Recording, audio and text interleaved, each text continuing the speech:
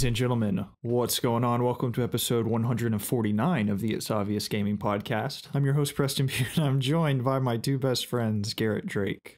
Good afternoon, gentlemen. And Jacob Alka. Hey, guys. Guys, how are we doing? Quite well. It's a stormy day here in Atlanta, Georgia. Yeah. But we are together, and I'm happy to be doing this with you both, as usual. As am I. Jacob, how are you doing? I'm good. Just like I said before. Didn't you ask how I was doing? I asked both of you how you were doing. Yeah. Did you? Isn't that how we open up? We're like, hey, guys. Yeah, that's how I do it. Every time. Sorry, I didn't mean this to sound That's awful. Fine. That's good.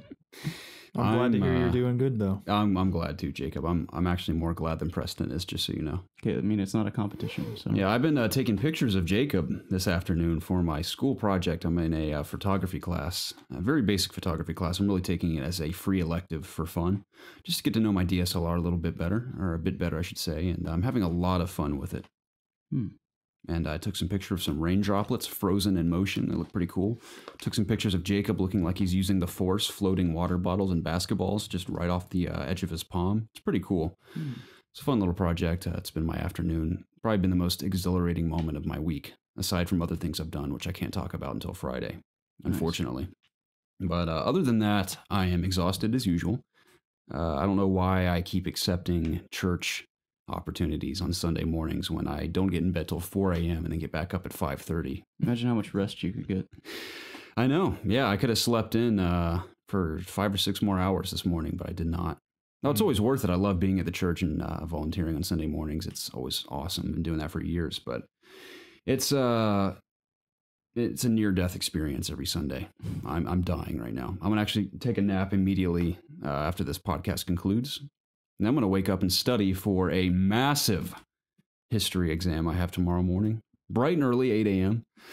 It is so much information that I am physically depressed.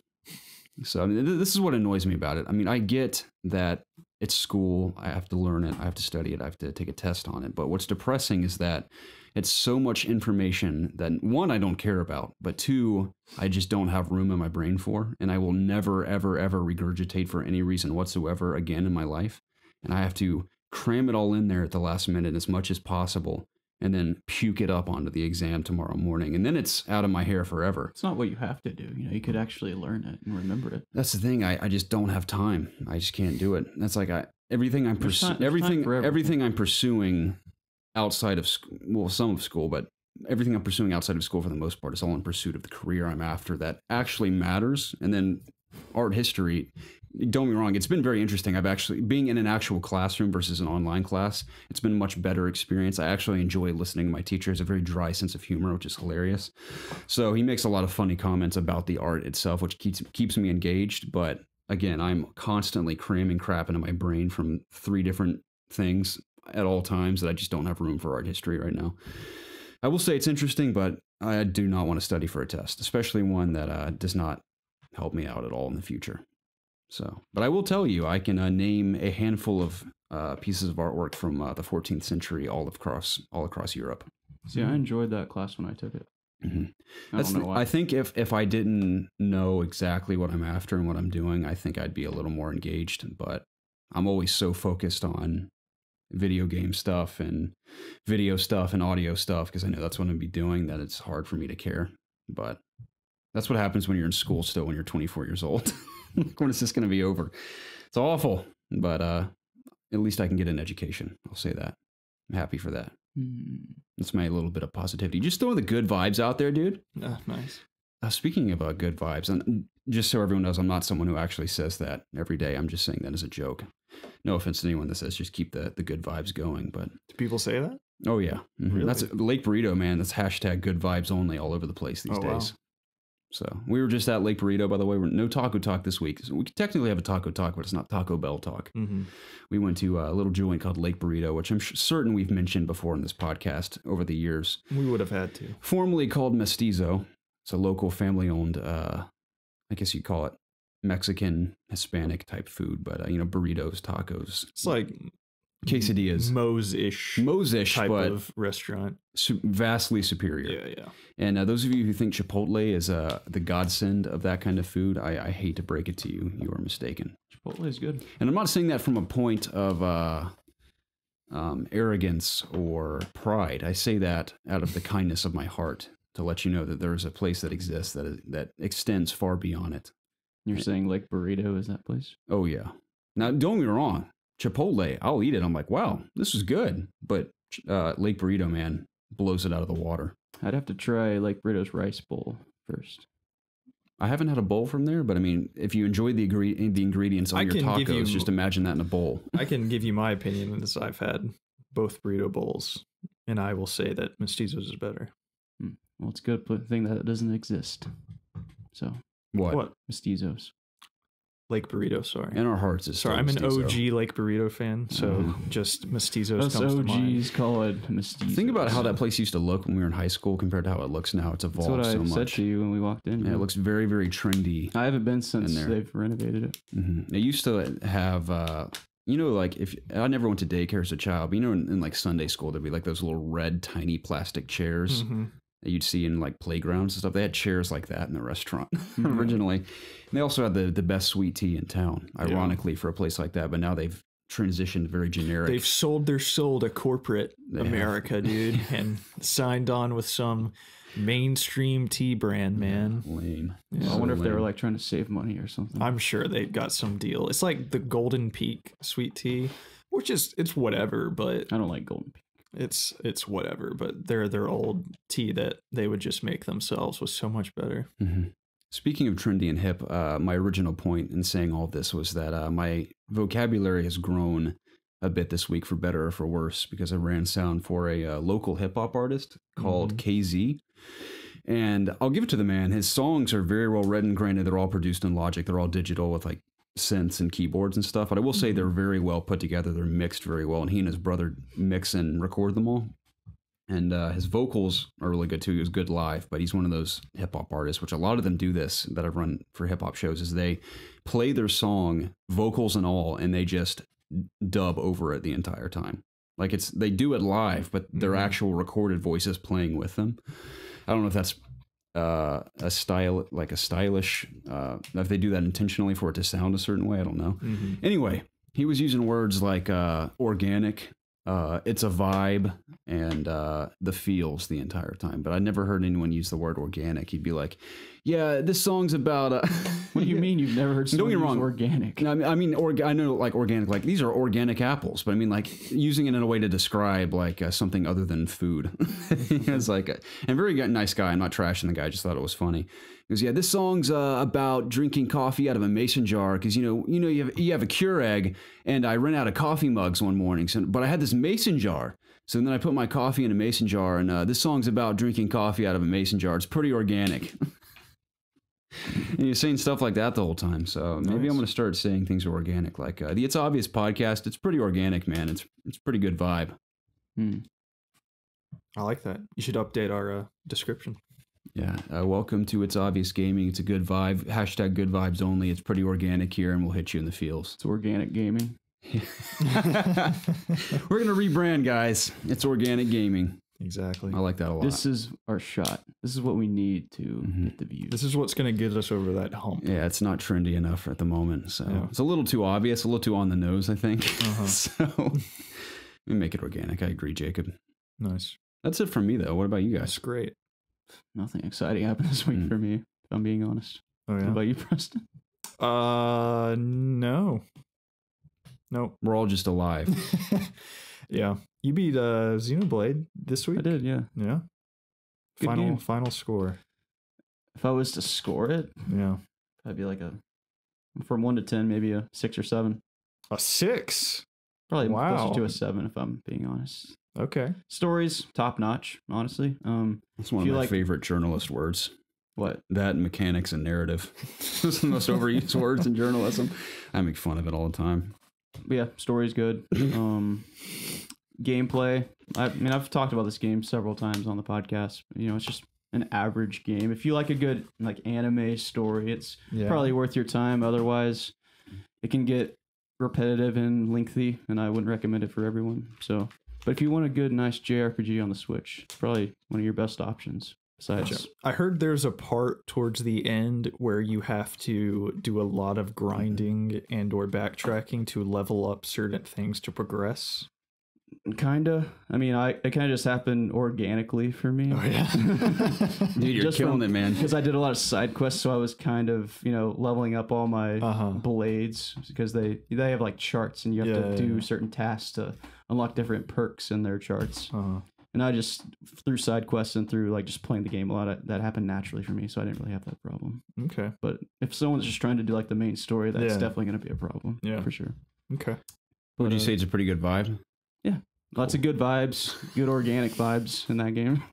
What about the feels, man? That's a mechanic. That's a mechanic of the game. It did hit me in the feels, actually. Do you have good vibes? Is it a top-notch mechanic? It would have hit me more in the feels had the English voice acting not been so bad. You should have switched it to Japanese. I like hearing what they say in combat. But do the top-notch mechanics serve the game narratively? I don't see what's so funny here. I'm not making fun of you, Jake. I'm making fun of just writing about video games. Don't get me wrong, I'm guilty. Guilty as charged. Yeah, you are a writer of video games. But yeah, I don't know if you guys saw this. I some big shot because you wrote the Sea of Thieves review. No. It's just funny. I'm trying to because I don't consider myself a very good writer. It's actually kind of a struggle for me. But it's just something I've picked up along the way because I've been reading more about games than I ever have in my life ever since I started doing it. And those are the top 3 words, man. Top notch, mechanics, narrative. Top notch. Top notch is one of them. I tweeted on It's Obvious Gaming by accident. I meant to do it on my personal channel, but by the time I realized it was on It's Obvious Gaming, I just deleted it. And I was like, maybe I should just post it on my own personal channel, but then it wasn't funny anymore. I screenshotted the tweet, though. I'll show it to you later. On the day the embargo lifted for God of War, I thought the funniest thing was seeing everyone who played it early trying to one-up each other with their mini review on Twitter.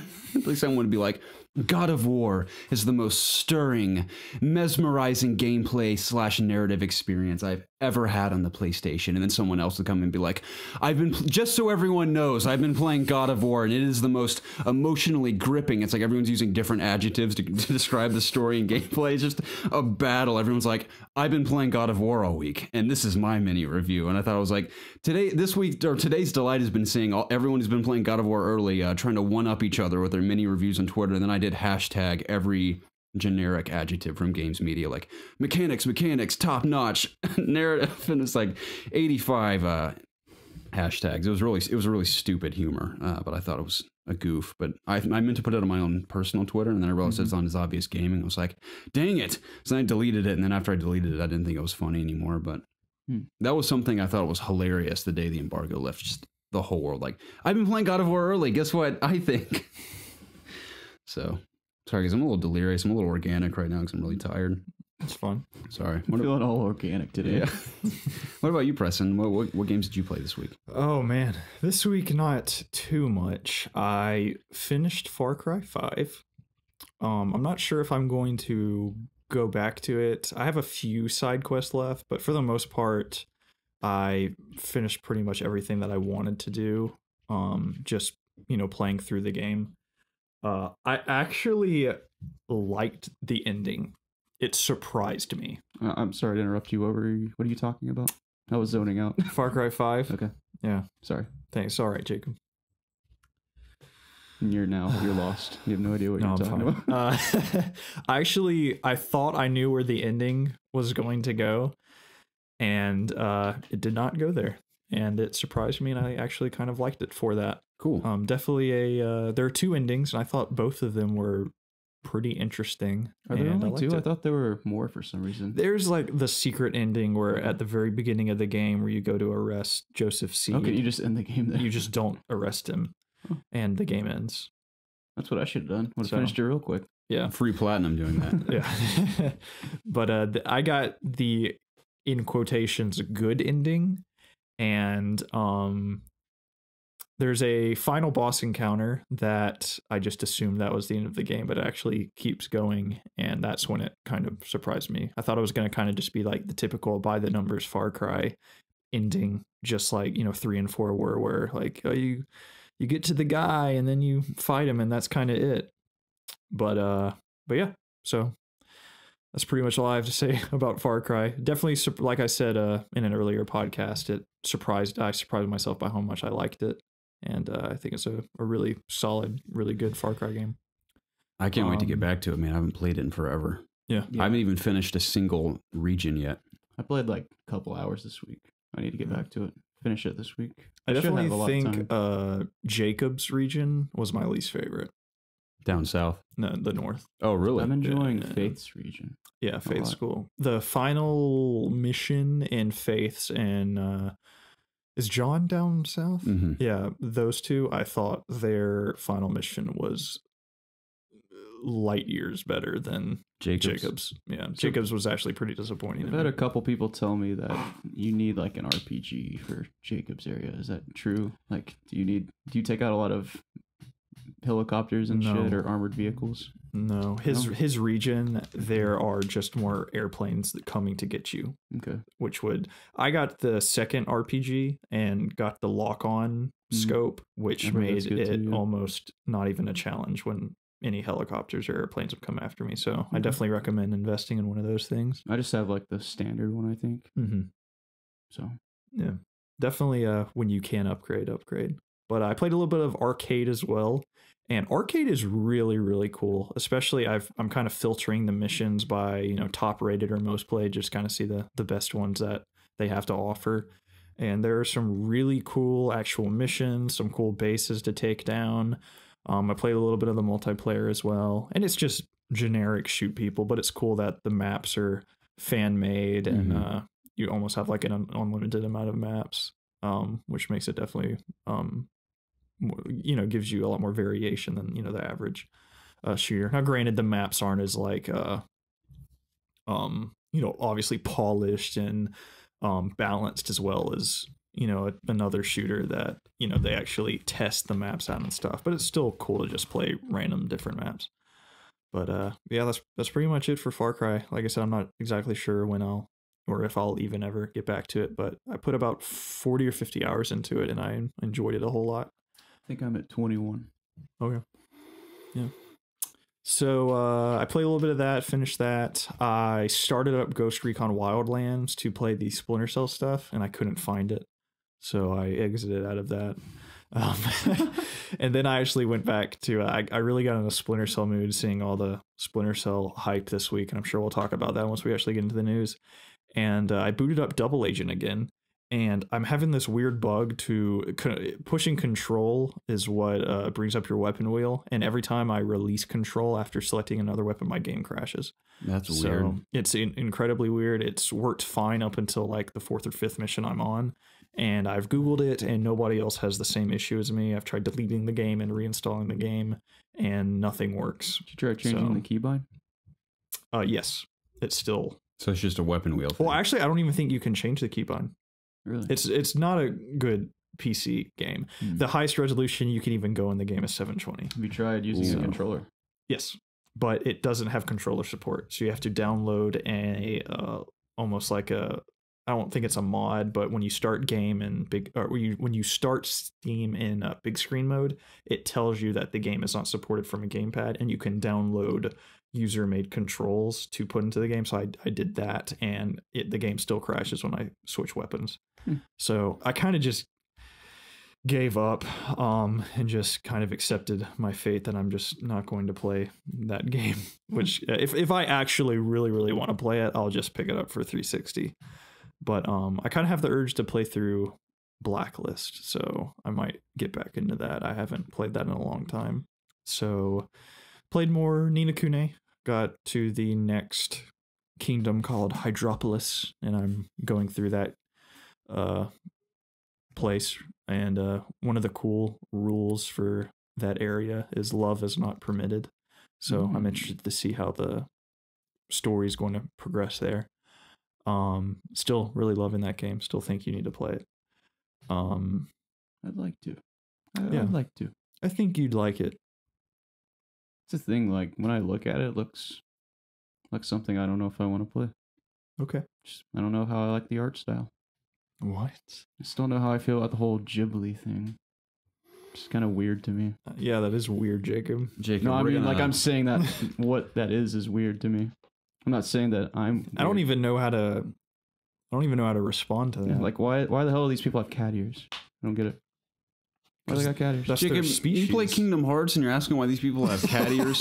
Yeah, who has cat ears in Kingdom Hearts? That's not a cat. You just played. That's not a guy. There is a chick in Xenoblade that has cat ears. I was gonna say you played Xenoblade all the way through.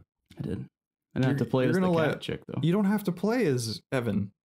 Oh, I don't? No, I mean he's Should I? the main dude, but you can swap to other people in your party to play as. Should I though? Like, should I play as Evan? They're different Doesn't matter play how you styles. play. They have different abilities and stuff. Yeah, you don't have to play as him. It's just not on my, Jacob, just play the damn game. What else are you gonna? I'm not gonna play it now, dude. I'm not play it at all. Garrett, you ruined it. I was doing a joke from Frederick Fox. Oh, yeah. Just give the damn drink a try when he's making the orange juice and vodka, whatever it is. I think you would still like it, Jacob. So When did we do our podcast last week? Was it Sunday? yes.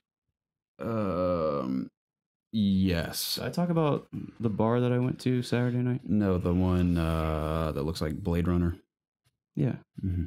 That place has some of the best cocktails I've ever had. Really? Mm-hmm. It's right by Ormsby's. Okay. Little Trouble. I'd like to pay I like attention. Arby's. You'd like it a lot, I think. You should go too. Their description on their Come out with Instagram us one page. night. Okay. Besides that one night we went out in Athens. That was Right. awful. Yeah, it was. It was Yeah. actually that night where I was like, I'm never going out ever See, the again. good thing about this place is that it looks like a scene out of Blade Runner, but it's also not that crowded. So it's a nice, I like that nice right environment. Nice vibe. You There's would good vibes there. Yeah, it's pretty organic as well inside. You would like Ormsby's as well. It's a cool place.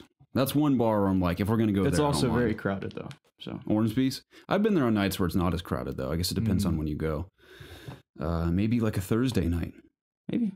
I don't know how. I mean, bars over by where Casey is on Thursday nights are pretty packed, but I don't know. Anyway, Interesting. That was my little you approve of their side story. cocktails though. Oh yeah, they're really good. Good vibe though inside. Oh yeah, all the drinks have really good vibes. We got to be inside the careful, glass. man. We're going to be saying that for real if we're not careful. Again, you said very limited use of vibes. I didn't even know this organics. was a thing. What's happening to me? Yeah, I don't like that at all. But as far as my week goes, those are the only games that I played. And I went and saw A Quiet Place last night, and I enjoyed it. I'm glad to hear it. That's all I did. Great. I played nothing. So, yeah. That's really cool. Yeah, I won't play anything this week. Really glad either. you're on a video game podcast. Dude. Me too. I looked at some stuff. Are we gonna play A Way Out ever? We could probably start Like in our life? We could probably start toward the end of the week, Be a little busy. and on Friday. I mean that by Friday. Okay. Yeah. You guys are never playing through it. We will. If It's not Preston's that willing to long. wait on me, I'm we will. willing to wait. Okay. It's not going anywhere. Mhm. It's just sitting there. I saw that it's selling pretty well. Sold 1 million copies. It's pretty good. I've seen a lot of what am I trying to say? Split opinions on the game. Mm-hmm. Just people really high on it, and other people just Trashing it, man. Nah. I haven't seen anybody trash. I've seen some people trash the dialogue like it's the worst thing they've ever I heard. mean, you can definitely tell a non-English or English native speaking English okay. tongued man is is impersonating one for Yeah, sure. I'm excited it's to play still it, cool from what I played. regardless It of was what people's negative thoughts are. So I'm pumped. it was still entertaining for sure. Oh, so I booted up my PlayStation to play Shadow of the Colossus, Mhm. and I got past on the next Colossus that I was on. I got to the flying one in the lake. The yeah. big bird. Yeah. Mhm. I got to that one. That's one of my favorites. Yeah, it was awesome. And man, my PlayStation is so effing loud that I could not enjoy the game. That's so weird. Mine doesn't make that much noise. I guess some of them do that. I looked into it, and the first batch that came out just has a fan problem. That's what's weird is that mine's from the first batch. I think it's just some are weird. defective. There is no in between. It's like if there's anything somewhat demanding graphically or whatever in the game, there's no, okay, let's up it up a little bit. It's balls to the walls. We got to get this thing as cool as possible. So I've tried putting my PlayStation in more open space. It doesn't matter. It's always loud as shit. I've taken it apart as much as I can without. Did you try installing a liquid cooler inside? Yeah. I've taken the top off. I've got the canned air, completely cleaned the inside. It is dustless. There's nothing inside that PlayStation. So I know that's not the case. I know some people have said to reapply thermal paste to the CPU. I'm not doing that shit. I'm not going through that much trouble. So yeah, I decided to invest in another PlayStation. So I'm getting the God of War PS4. It's grown on me. At first when I saw it, I was somewhat lukewarm on it, but it's kind of grown on me. I think it actually looks really cool. So I'm trading in my OG PlayStation, my OG Xbox One, some games I've never played, and I got enough money to just do a straight up trade for it. So I'm looking forward to I'm looking forward to playing God of War on a PlayStation that's not about to take flight out of my room. Hopefully, this one won't have the same issue. So, and then I'll take the Pro that I have, I'll put it in my bedroom to watch movies off of, and then when the Spider-Man PS4 hopefully gets announced, I'll just trade that one in for the Spider-Man. Oh, you still plan on doing that? Oh yeah. Okay. Oh yeah, for sure. For sure. I'm only getting the God of War one because that's just the cool one that's out. If that wasn't out, I would probably still be doing this and just get another PS4 Pro just cause. So is that the most adult smart decision? Probably not, because I could take that trade value and just straight up buy the PlayStation or the Spider-Man PS4 later on down the road. But I really want to play God of War without just the sound of an airplane outside my window distracting me. Or right in your face would you be if this one also sounded like an airplane? Then for whatever reason, I'd probably take more action. I think the new PlayStation actually come with a warranty, if I'm not mistaken, so I'd actually take advantage of that because I've had my Pro. I haven't actually even looked into stuff like that. I've kind of just accepted my fate and I've dealt with it. I played all through Monster Hunter with just air. I've even, when I was playing raids with random people in Destiny, people would say like, hey, could you turn your fan off? And I'd say, no, dude, it's my PlayStation. So, but yeah. So a vacuum cleaner? So I played a little bit of the Shadow, and that's when it hit me that I really needed another one. So yeah, that's all I did gaming wise. Very nice. Killer, man, killer. You said you didn't really play anything. Nothing. Did not touch a thing. The only other thing that I touched was the new Retribution event in Overwatch. It's actually much better, in my opinion, than last year's mission. You play as McCree, Genji, Moira, and Reaper. Yeah, Reaper. And basically you're going on like a secret mission to go kill this guy or get this guy. Spoiler alert, it's not really a spoiler, but you actually kill, like, Reaper kills the guy. You're like McCree freaks out. He's like, no, you're not supposed to kill the guy. We don't kill people. We're Overwatch. Because Blackwatch is part of Overwatch, obviously. No, is this Reaper before he's actually Reaper? Yeah, because like Blackwatch is like the secret. They're like the special ops team for Overwatch. Mm-hmm. But they're not supposed to kill the guy. They're supposed to capture him and bring him back, but they kill him. So I guess the mission, like that's a cutscene.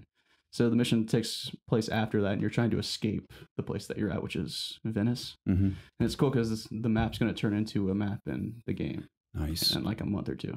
So, but the mission was a lot funner than the first one they did last year for I forgot what it was called, but it was on the King's Row. Yeah, Uprising. Good job. Look at me. Yeah, I'm a pretty big Overwatch fan. This one, it's not as much like waves of enemies like the last one was. It's more, objective based where you're kind of clearing out enemies and you progress through the map. That's kind of cool. All the skins are pretty cool, and besides that, I've been playing more just quick play and competitive, and I've become a Winston main and a Diva main. Wow. So really loving those characters. It's really exciting. Yeah. And that's what I've been doing this week, boys. I need to get back into that. I keep saying that. You say it every week. But I don't have time, but I really want to. Because it's perfect for me if you think about it. All those games I'm talking about, multiplayer heavy games, even though I'm really invested in single player games right now. Just jumping into a couple multiplayer matches here or there is perfect for me right now. That's why I love Siege, man. I can get in and out of a few matches in a short period of time. Man, I haven't played Siege in a while. I haven't even tried those new characters. Me neither, except for the test server. I haven't even tried them in the full game yet. I want to play it a bit more. It's been a while. Yeah. It'd be nice. Might be hard to with God of War coming. Oh, yeah. It'll be hard for a while. Definitely. But yeah, that's it for me. You guys want to get into this? Let's do it. This is the It's Obvious Gaming podcast, the show where my two best friends and I get together every single week to discuss video games. Obviously, you can find all of our content, including the video version of this podcast, over at youtube.com/itsobviousgaming. If YouTube isn't good for you, or you'd like to take us on the go, you can find this podcast weekly at iTunes, Spotify, Google Play, Audio Boom, and other podcasting services. Please check the description down below for links to our social media pages, our Discord, PlayStation Community, Xbox Club, pretty much anything else you would ever need to find us and communicate with us. If you haven't done so already, what are you doing? So distracting. I'm reading the ingredients of this water. To the water? It has flavor-enhancing minerals. I don't like that. If you haven't done so already, please subscribe to the channel and be sure to like and comment down below to get involved with the It's Obvious community. Doing so helps us out tremendously, and we would forever be in your debt. With all that out of the way. Hey man, what's the news? God of War has received incredible reviews across the board from nearly everyone. We're looking at a lot of 9s and 10s. A couple 8s out there, I think. I haven't taken a peek at Metacritic in a while. There are a couple 8s out there, right? Really? Are there? If there are, it's just like 1 or 2 because it's. Yes, I think I've seen last time I checked, one. It's like locked at a 95 right now. That's amazing. Yeah, there are no mixed reviews I saw. No yellows, just 85 greens. So that's so exciting. Pretty cool. In other words, a masterpiece. That's what a lot of people are saying. Yeah. That's what IGN said. How hilarious or just how crazy would that be to just go back in time pre-God of War 3 or around Ascension and just say like, yeah, man, the reboot of this game is going to, in quotations, like change storytelling in gaming, etc. Just all the praise this game is getting. I would have laughed in your face. That's amazing. Yeah. Especially I've seen tweets, people comparing it, making references to other franchises that have tried to either continue or sort of reboot in a way, like Halo and Gears being 2 big examples.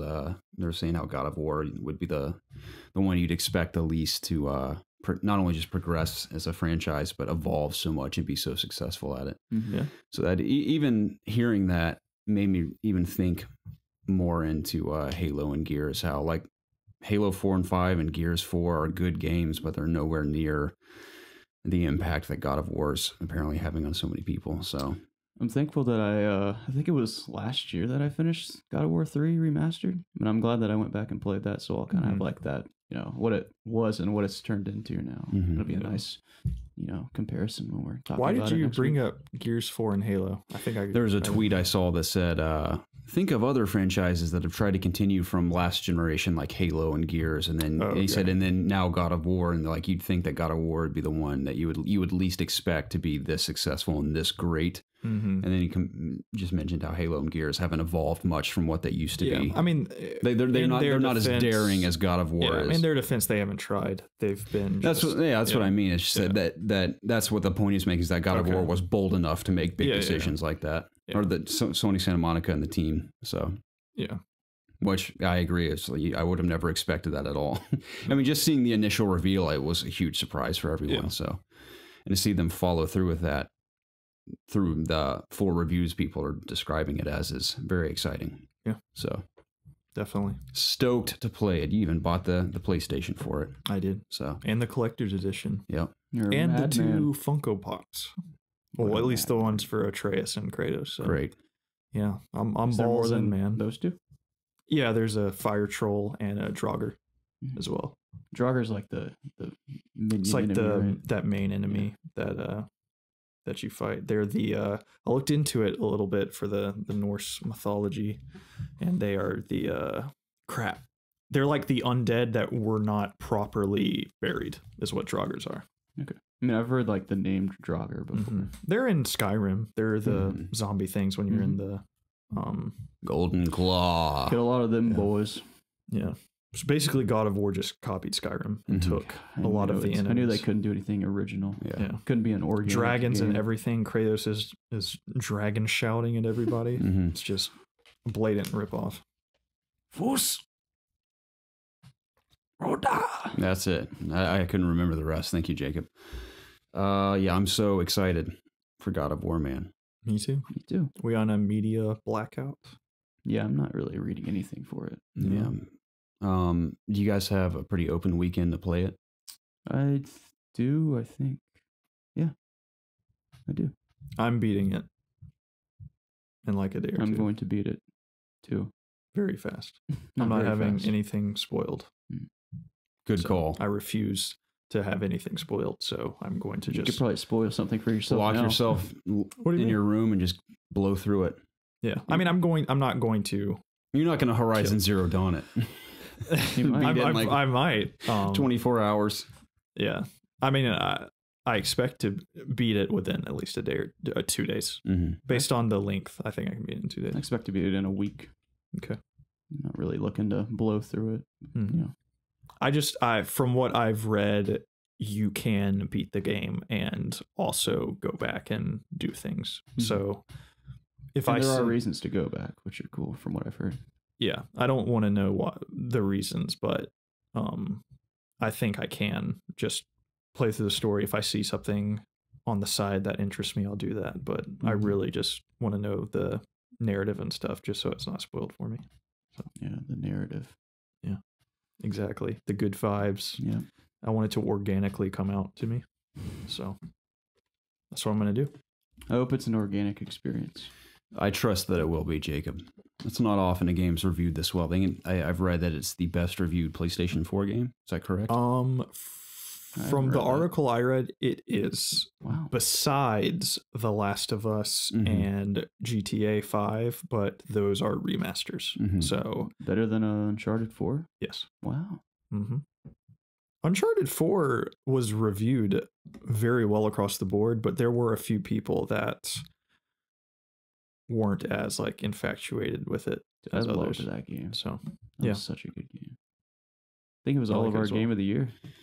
Yeah, that was my game. At the time it was, yeah. I never platinumed it. I only played the game once. I had to beat it 3 times. That's one I would play again one day in life if I had the time. I'm certain I would enjoy it just as much the second time. The thing with God of War, though, is Sony's already confirmed that they are going to stay in Norse mythology.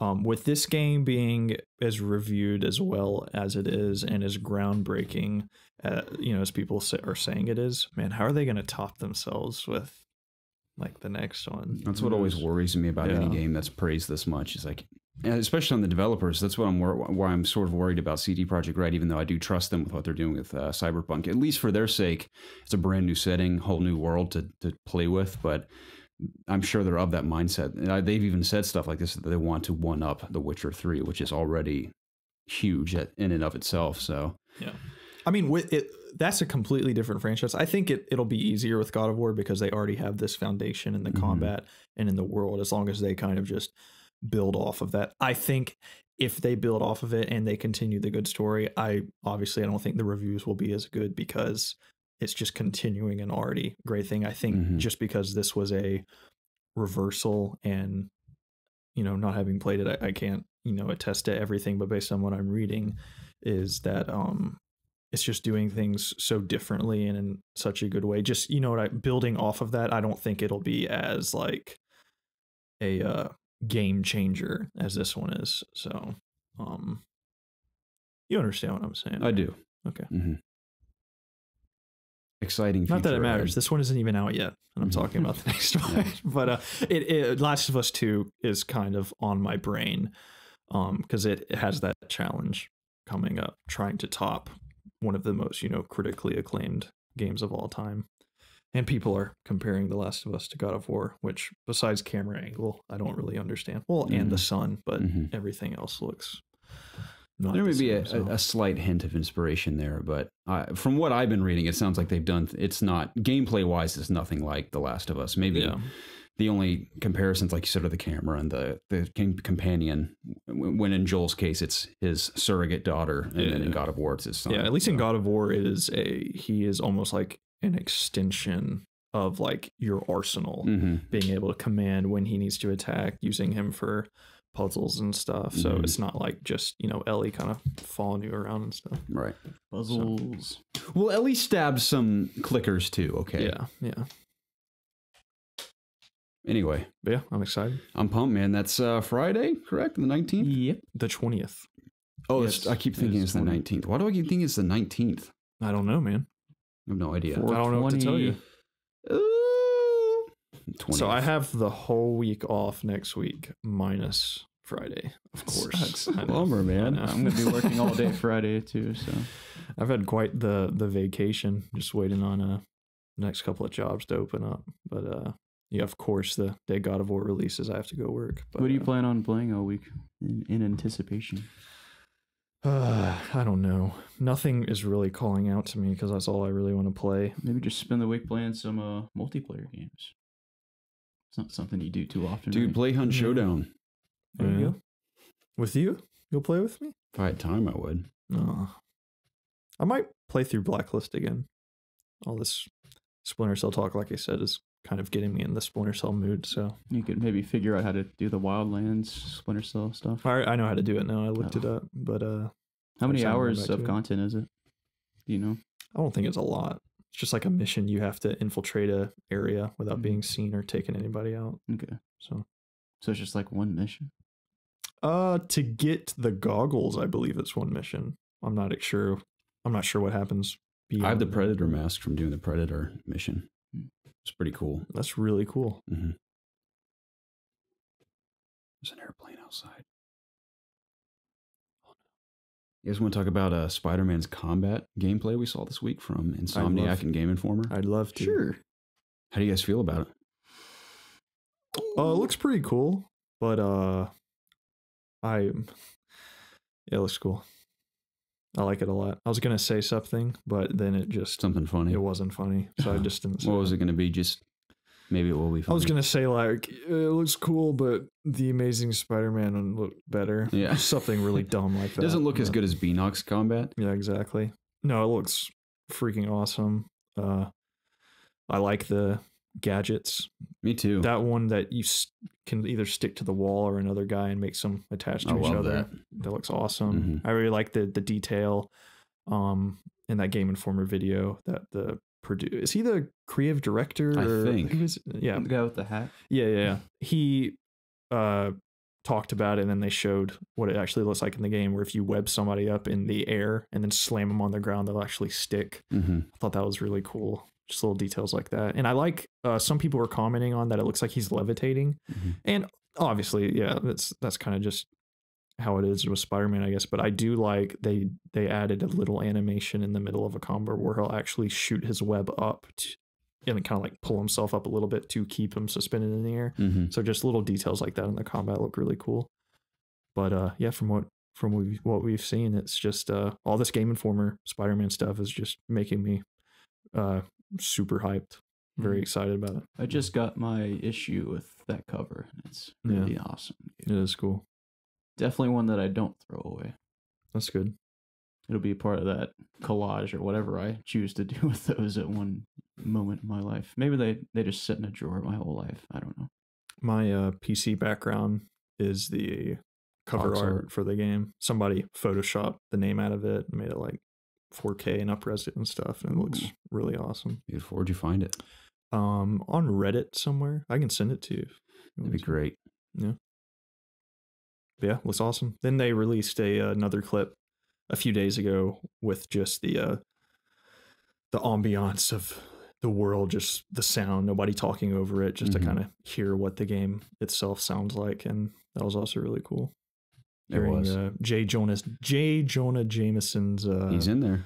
His radio show that I'm assuming you can like listen to as you swing around, which is awesome. Yeah. Was it like a pan through the city, or was it just like on street level? Like where was the sound? He was just swinging. Okay. Just swinging, hearing cars and people talking and stuff. Okay. But I would love to see a clip of somebody just walking around the streets like they said, doing the finger guns and taking selfies with people. I really want to see that. I think we'll see a bit of that 83. I got a good feeling about it. That'd like be we've discussed. I don't want to see anything else. I just want to play it. I'm desperate to play I mean, it. I'm going to watch it, but I know, but like I it's don't so want close, to. but so far away at the same time. It was like half a year. That's very saddening, but also so exciting. Yeah. So it could either be a glass half empty or half full in this case. Truly. At least it's this year. At least, yeah. We were all worried it was going to be 2019. Just putting those good vibes out there. Yeah. Yeah. He doesn't have organic webs like in the Sam Raimi series. They're synthetic. It's a little off topic, but besides God of War, what else is coming out this month? This month? Yeah. Yakuza 6 is coming out. I don't really care about that. I actually downloaded dude. the demo to that game and played it yesterday. Forgot about that. And I did not play enough to say anything. I wanted to get to the gameplay, so I had to skip, I'm not even joking, 60 cutscenes. In a demo. Back to back to back. Start, skip, like 60 times in a row to finally get to the gameplay. Very story heavy. I had no clue what's going on, but I ran around and beat the crap out of people, picked up bikes and like smashed these dudes' heads in. And it was cool, I guess. I had to go help out with some chores and stuff after that, but Preston, come do your chores. Yeah, I have nothing to say, but a lot of people are really high in the Yakuza game, so I wanted to at least try one out. But that's coming out this month. Then we have Detroit next month. That's the only thing. May's a busy month. Last of Us Part 2 sometime in the summer. Days Gone shortly after that. What's on the Switch? Tropical Freeze. Are you gonna get Dark Souls? I'm going to play I'm picking up the Mega Man X Legacy Collection 1 and 2. Is it May or is it June? Or July, I mean. I think it's July. I have it in our notes. It's in the summer. June is Aces, I think, or is that July? It's July. Dang it. I am... Not Aces. I'm talking about Mega Man. I don't know about Aces. I'm talking about Mario Tennis. The summer game that I'm most looking forward to would have to be Vampire. Oh, yeah. I forgot about it. That's June, isn't it? Or yes. May. It's Is it May? It's early June. Keep getting everything It's like mixed June up. 6th, I think. Still feel like I know shortly nothing before about that E3. game. I only know what Garrett told me. And what I saw is cool. And I I don't know if it'll be cool from start to finish, but that one area they showed off was cool. I got a bad feeling about that game. I think I'm going to predict it's going to get 7s. I think maybe 6s and 7s. Okay. Yeah. That's my prediction. I don't know enough to make a judgment. Then again, Don't Nod could surprise us coming off of Stranger Life. Life is Strange. Life is Strange. Yeah. At least that gives me a little confidence that the story is going to be pretty good. For sure. I mean, it's very intriguing. It's a medical, it's a doctor who becomes a vampire and has to tackle his lust for blood and then also helping people. Yeah. Very interesting, conflicted character. So I love the setting too. Which is why I want to play Syndicate. I'm kind of glad that a lot of stuff isn't coming out this summer, so I can just chill, play some Rainbow Six, maybe catch up on anything else I need to finish. Be a good time. I could play Assassin's Creed this summer finally. Yeah, exactly. I'll probably play Assassin's Creed. I think I'm just gonna, as badly as I want to play Persona 5, I think I might just watch the anime. Dude, Origins would be great to play this summer. I'm sure the anime has all the music in it too. Oh, I'm sure. And it's all in Japanese, right? The anime? Yeah, I'm not sure if there's English dubs. Yeah, I'm pumped to watch it. It's already out, isn't it? Hasn't it started? I think some episodes are out. Okay. The whole thing isn't out. I'm going to invest in Crunchyroll just to watch that. But then I'm going to get sucked in and going to watch a million other anime on there. Yeah. So how much is it a month again? It's like $6. That's it? Yeah. Dude, what am I doing? Trying to find stuff on Netflix. Or you can just watch like 6 ads before every video. Yeah, don't do that. That's what I do. Pay $6. I see. That's why I stopped watching Arrow and Flash, is because I used to do that to myself, and I bet you I'd still be watching them if I didn't have to sit through all I'm surprised you've gone on with that. I watched like half an episode of Attack on Titan before I bought it. I only did that because like I didn't know if I was going to use the service after I finished My Hero, and I didn't. I don't know. I know it's only $6. You need to finish that too, Garrett. My Hero Academy, so awesome. I need to finish that before I start Persona. Yeah, you got a new season to watch now. I finished. Wait, have I finished Punisher? Now I'm on the last episode of Punisher on Netflix. Knocked that out. I've been so busy I don't even have time to watch a show when I'm laying down for bed. I hit the bed and I'm instantly asleep because I'm so tired. I'm gonna finish that. I'm gonna finish My Hero Academy. Is it up to season 3 now? Season 3 just started like 2 weeks ago. I think 2 episodes. Probably blow through that and then start Persona. Nice. Cool. I think I'm right at the cusp that everyone says is the turning point for My Hero Academia, where it's just incredible. Because I've enjoyed what I've seen for the first half of when the season 1. Not spoilers, but I think you're at the part where the League of Villains or whatever That's right, where I am. From that point on, the entirety of this second season, it's really, really awesome. Cool. I'm pumped for One Punch Man to come back. Me too. For season 2. That show's incredible. I got some recommendations on YouTube just to look at some of the fights or some of like the funniest scenes from that show, and it just reminded me of how awesome that show is. Have you seen that? Dude, you should watch it. It's so good. I know that one's on Netflix, right? Yeah, it is. Yeah. It's great. What is it? Maybe I started after. Yeah.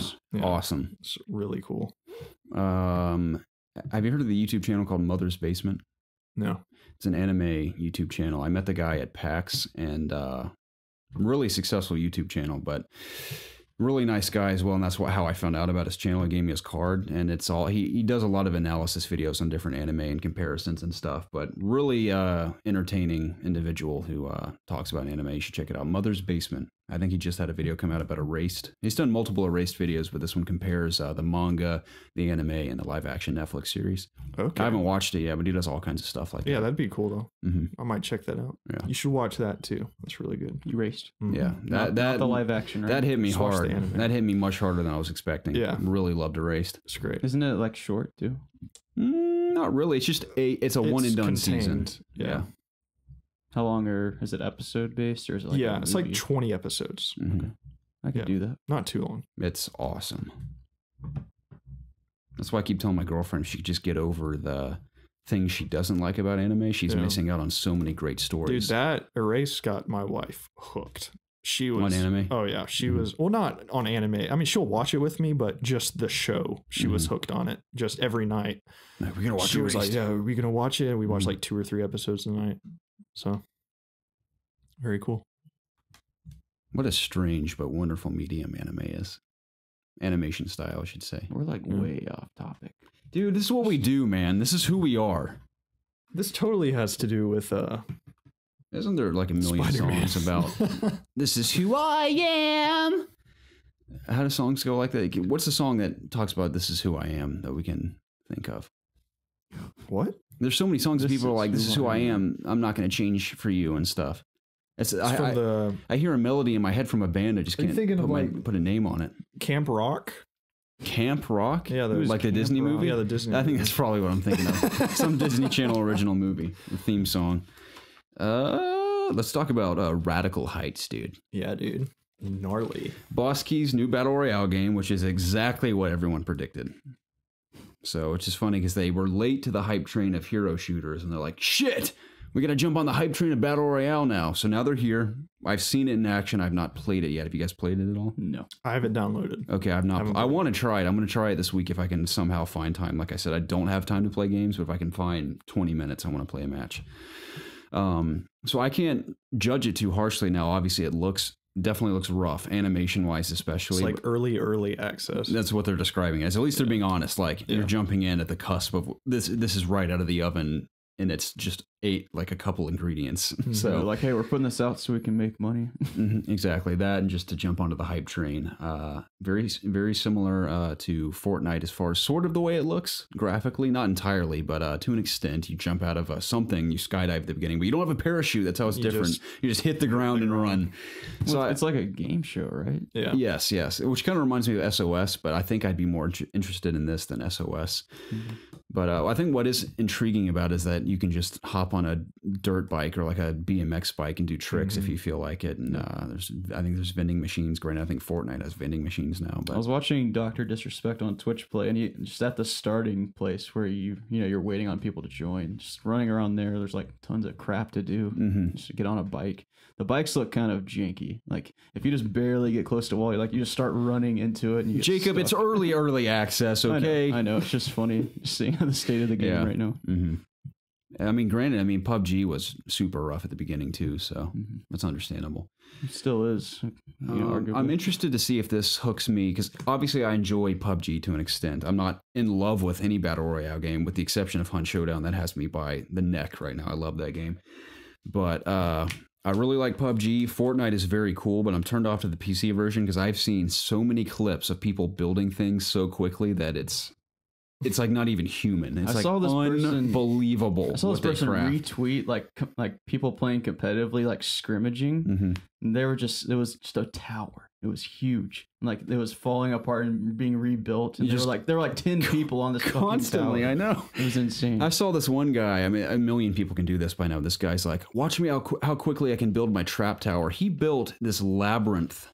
Granted, it's straight up in the air, but he built this labyrinth of a tower where, and I swear, if you blinked, you would have missed it. He built it so quickly, and then on top of that, he massacred it with spike traps everywhere. And then at the bottom, there's like a trampoline. So if anyone walks into the trap, it shoots them up, and they get stabbed by like 400 traps. I'm like, what just happened? And then all the comments were like, this is why Fortnite on PC is stupid, because people do stuff like this. I'm like, that's why I think why I'm not playing is because I know I'm just going to get destroyed every match by someone who can do that. Now, I'm not saying I could train myself over time to get decent at building stuff that quickly, especially if I remapped my keys, but I don't have the time to begin with.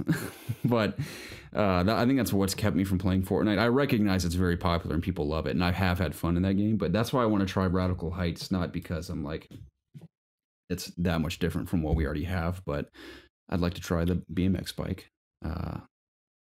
I like Cliffy B a lot. I don't want him to fail. It sucks that Lawbreakers failed because I reviewed it for COG, but granted, I was very high in the game at the time. Maybe it's not as good as I thought it was. I don't know. I really enjoyed the time I spent with it, and I thought it was pretty solid for a hero shooter. Just as we know, that genre, with the exception of Overwatch, fell off a cliff after Overwatch. Overwatch is still very strong because Blizzard, and Overwatch in and of itself has great characters, great gameplay. But everything else to try to copy it did not even come close to its success. Paladins is fairly popular. Remind me what that one is again? So Overwatch knockoff. Okay.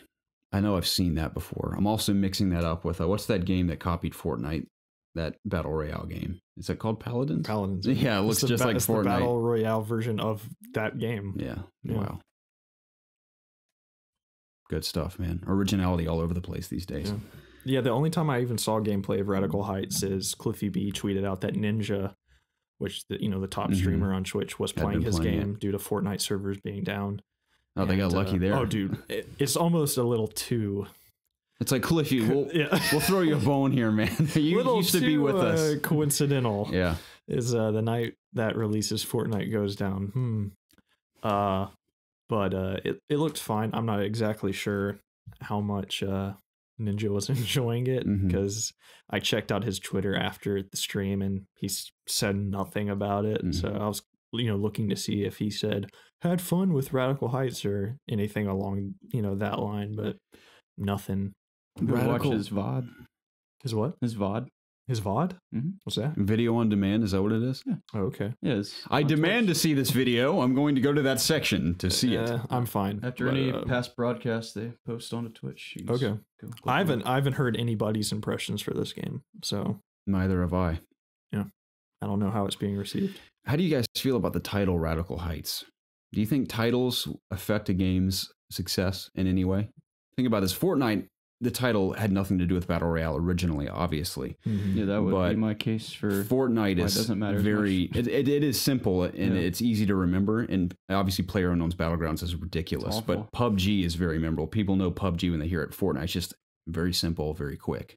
Radical Heights, does that sound like a big game to you? That could take off as a name.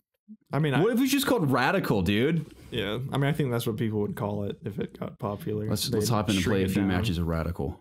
I don't think it's the best name, but neither is PUBG. I think it fits what they're going for. Fits the vibe for sure. I'm terrible with I'm terrible with titles, so I could never come up with anything better. We should call Zach at some point and ask him, because Zach is the master of titles. So ask him what. Ask him what he would title this game. He knows nothing about it. Yeah, let's ring him up. Not right now, but I'm gonna ask him one of these days. Okay.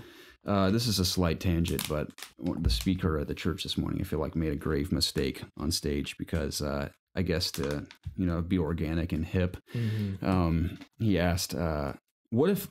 I guess it was just to get the kids' attentions, but as soon as he said this, I knew he'd made a grave mistake. He goes, something like, what if, he's making a comparison of like, I think it was about missing out on certain things for good reasons. And he's talking for the girls, like, he's like, what if all your friends go to this really awesome party and you're not invited? And he goes, but what about for the guys? He's like, what if all the boys get together for a Fortnite party and you're not invited? And everyone's like, all these middle schoolers in the crowd, there's like 400 of them just screaming when he said Fortnite. Oh, no. And they just wouldn't shut up after that. I'm like, what have you done? I know. He ruined it himself. He said Fortnite and they wouldn't stop. I bet they all whipped out their phones and started playing Fortnite mobile as soon as he said that.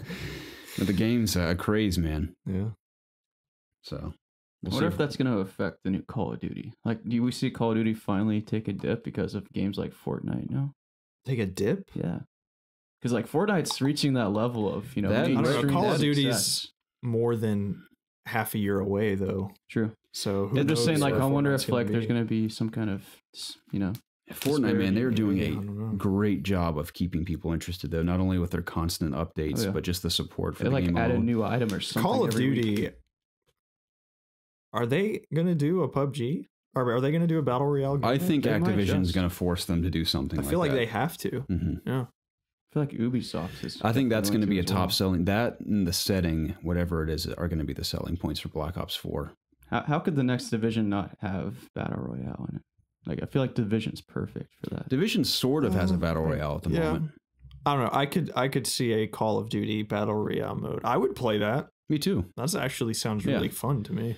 Yeah, absolutely. The game with like the best, arguably the best gunplay mechanics, Call of Duty. Because it'd be cool. Think about just the way you can customize Call of Duty. Like, I picked up this AK, but in another room similar to PUBG, I found the ACOG scope for it. I found a grip for it. Very similar to PUBG in that sense, but it's first person. You have those, what's the word I'm looking for? I don't want to use any of those stupid words I've been using.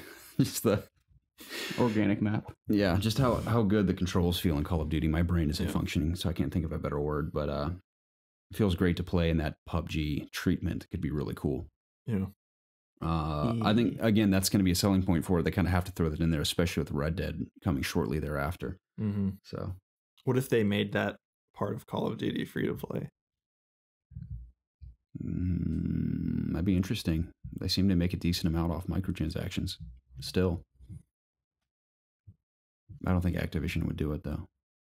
I don't know. If Call of Duty was to do it, it wouldn't be like the only multiplayer mode. It would be on top of no. It would just be... Now, here's a question. Would they replace... Remember, we talked about your idea if they mixed zombies and Battle Royale together, it'd be kind of cool. Mm-hmm.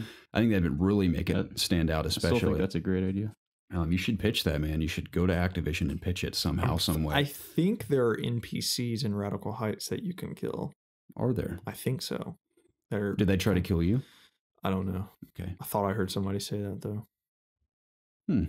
Huh. Well, that's cool. Yes. Garrett, I really want to talk about Destiny 2. I was hoping you'd say that. Yeah. I'm going to bring us in with Kyle's question. Oh, a community question. Bohongalese. Excuse me. It says, why hello there, you bunch of cuties. Destiny 2's second expansion, Warmind, is coming May 5th. I know it's incredibly difficult, but hold your excitement. That being said, what would Bungie have to change here to excite you into coming back, or is this game too far gone to reignite any passion from its community again? By golly, I'm so excited for this. You got 6 hours for me to talk? Don't even get him started on Destiny 2, okay? Warmind. I don't think there's literally anything that they're going to do that would pull me back. It would have to just be like Taken King times like 10 to pull me back at this point. Just complete overhaul. Just so I don't even know what to say like to pinpoint down, but it would just have to be almost a brand new game to really interest me at this point. Destiny 3. Yeah. You have to wait till fall That's for what that. I'm waiting for. Don't worry, man. We'll do a podcast talking about everything we want in Destiny 3, and then we'll wait for it, and then that'll be everything we've ever wanted. Yeah. I guess a short answer would be it would have to be just that dream Destiny we've talked about a million times, just like full on MMO stuff to do. Blah, blah. I don't know. We've talked about it so much. Yeah, kind of just beating a dead horse here. I mean, I'm excited for this expansion. I'm gonna play it and see what they've been working on. You know, they haven't really done much besides just make little updates to make their community that's still playing, which I can't imagine is very large at this point, happy. But you know, I'm really just waiting for that fall expansion where they do major gameplay changes or story changes. Fall. All that. That's fall, yeah, like Taken King time. You know, have they they always do confirmed those. that? Yeah. Okay. Yeah, they've confirmed they're doing a fall expansion. There's so much stuff this fall, though. Yeah. And that's why they do like September. They try to avoid all that. Yeah, this my September's September's- packed. You're not talking about Warmind, are you? No, Warmind's in May. Yeah. What were you talking about fall for? They have like a major expansion every fall. Oh, okay. Yeah, I think they're trying to do these little tiny ones in between now. So Man, this fall is just effed for them with everything coming out. Like, no way anybody's gonna give a shit about Destiny this fall. it's gonna take a miracle. It's over. It's over. Yeah. Hate to say it. Warmind is actually a giant battle royale mode for Destiny. I don't even know. I guess They that'd be take cool away with all your Destiny. stuff again for the third time. Right. Yeah. And you just have to find it on the ground. I will not be playing this, but I'll definitely be keeping an eye out. No, dude, they're gonna send you off to I don't know if they will for this one because it's such short notice. I don't think they're going to do a media. I think event they've for already this. sent their media people out. Wouldn't you be the guy to write about it though? Probably because I've done all the rest so of you're it. gonna have to play it. They do. At the very least, I'll probably have no choice. The only problem is I haven't leveled up on anything, I don't think. Oh, man. Because I never played Beyond the Story on PS4. I didn't play... I mean, I played Curse of Osiris, but not on my own account. Yeah. So, there's no way. Like, God of War comes out, you get an email. Yeah, dude, I'm going to need you to fully max up in Destiny to be prepared for... I don't think that'll happen. There's bound to be someone on COG Steam who's leveled up in Destiny. There may even be a big if they fan. just give you like an account. It doesn't matter. That's what they do all the media events. They give you a leveled up character just to play through all of it. But from home, there's nothing I can do about it. So we'll see. I mean, I'd love to go back there. You'd have and to play like go play on Jacob's account or something. Yeah. My PC account's like bare bone. Like it's at level 20. That's max level, right? Dude, I'm like, I don't know. That kind of sucks though. That game I is liked awesome it on PC, though. yeah, but I just from what I never hear, the played it. PC player base is like so low. Oh yeah, I'm It's sure. so How low are we I'm talking? sure. The thousands? like barely Like 1,000. lawbreakers. Are you low. serious? Yeah. We're talking 'Cause like 1,500 maybe? Yeah. Holy crap. Like it's more on the PS4 and Xbox by a long shot. Yeah. Well, how much is it on console right now? I mean, I don't know exactly, but it's it's several thousands. I told you because when I went there the first time, they showed me that meter that shows how many people are playing and talking about it. And they're like, when it dips, we freak out and throw something out, and the player No, they've been base freaking goes out back for up. half a I wonder year. what it looks like right now. They've been on freak out Just for a a while. non-stop siren going off. I will say, I know it's part of his job to do this, but Deej, his enthusiasm still gives me hope for Bungie because he's always enthusiastic despite the burning fire that is the Destiny franchise right I now. can't be enthused anymore. I'm not enthused. He's kind of taken a step back, and there's been newer community managers. I think he got promoted. I mean, he's still a community manager, but I think he oversees other community managers. There's just, like I've said ad nauseum, there's no excuse for the way things are right now. They have so much financial support. This was a massive franchise, and they just effed it up so you bad. got to read about it in Jason Schreier's book. It puts things into perspective. Again, there's no excuse, honestly, but I mean, again, it's based on the circumstances. You're like, no wonder this turned out the way it did. I mean, I know through the development, like things changed halfway through. Yeah, and it was a different nightmare. Visions and stuff. I understand. like not for only- 1 and 2 was a nightmare. It's like they never should have happened. It's like not only did they fuck up again, but now there's other games that are taking other people's attention, like Fortnite, PUBG.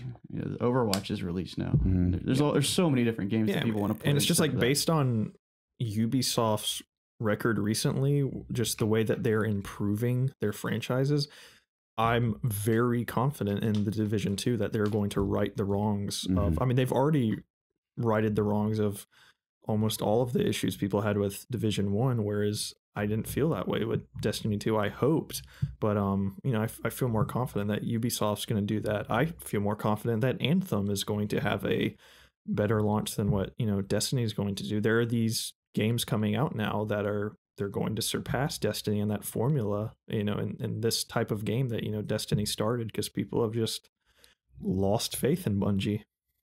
So it sucks. It's a shame, man. I'm wondering, I don't know if Activision will let them do this or if Activision realizes they just need to move on and break whatever contract they had with Bungie. But if they will, in fact... There'll be a Destiny 3. Yeah, if there will be a Destiny 3 or if they'll just start a new IP. I don't know. They're going to go back to Marathon. We're bring Marathon back. I don't know if... I wonder what, like, the legalities are of breaking a contract like that. I don't know. I don't think Bungie would do it per se. Activision may be like, F this. Think about it, though. I mean, the sales at the start were great for Activision, I'm sure. Yeah. But Destiny 2 sold the continued support isn't quite there. So. I mean, who knows how much they made from microtransactions as well in that game. So I'm sure it was a financial success for them. Yeah. So there'd be no reason for them not to do Destiny 3. So, I mean, never mind. Just continue. All right. Anything else to add, Jacob? Not really. I mean, it's just hard to imagine how you come back from 2 disappointments.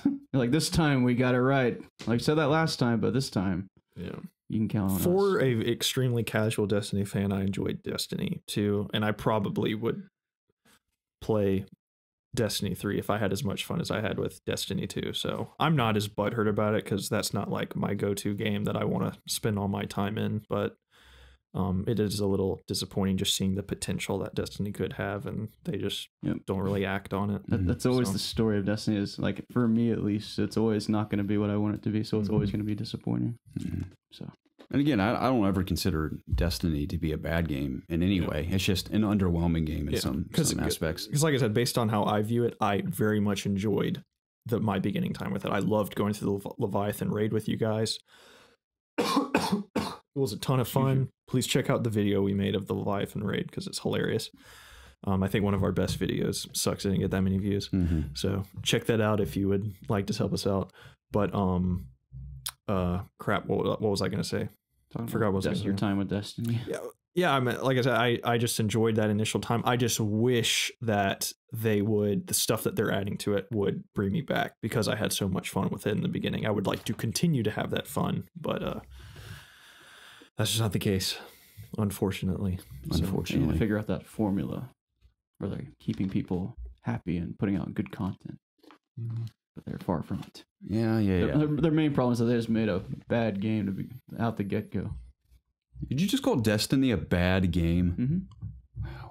Wow. It's good for like that first playthrough when you finish the story, then it just kind of falls off a cliff. That's the struggle with reviewing Destiny, is that a lot of outlets gave it pretty high scores, myself included, because that initial chunk of playing through the story, I'm like, the progression was fun, the settings were cool, the enemy variety was awesome. I enjoyed upgrading my Guardian, but post story, and for an extended period of time, maybe several hours after that, I enjoyed it and indulging in the raid and multiplayer and stuff. I'm like, wow, this is a really solid package. But immediately after all that, it's just done.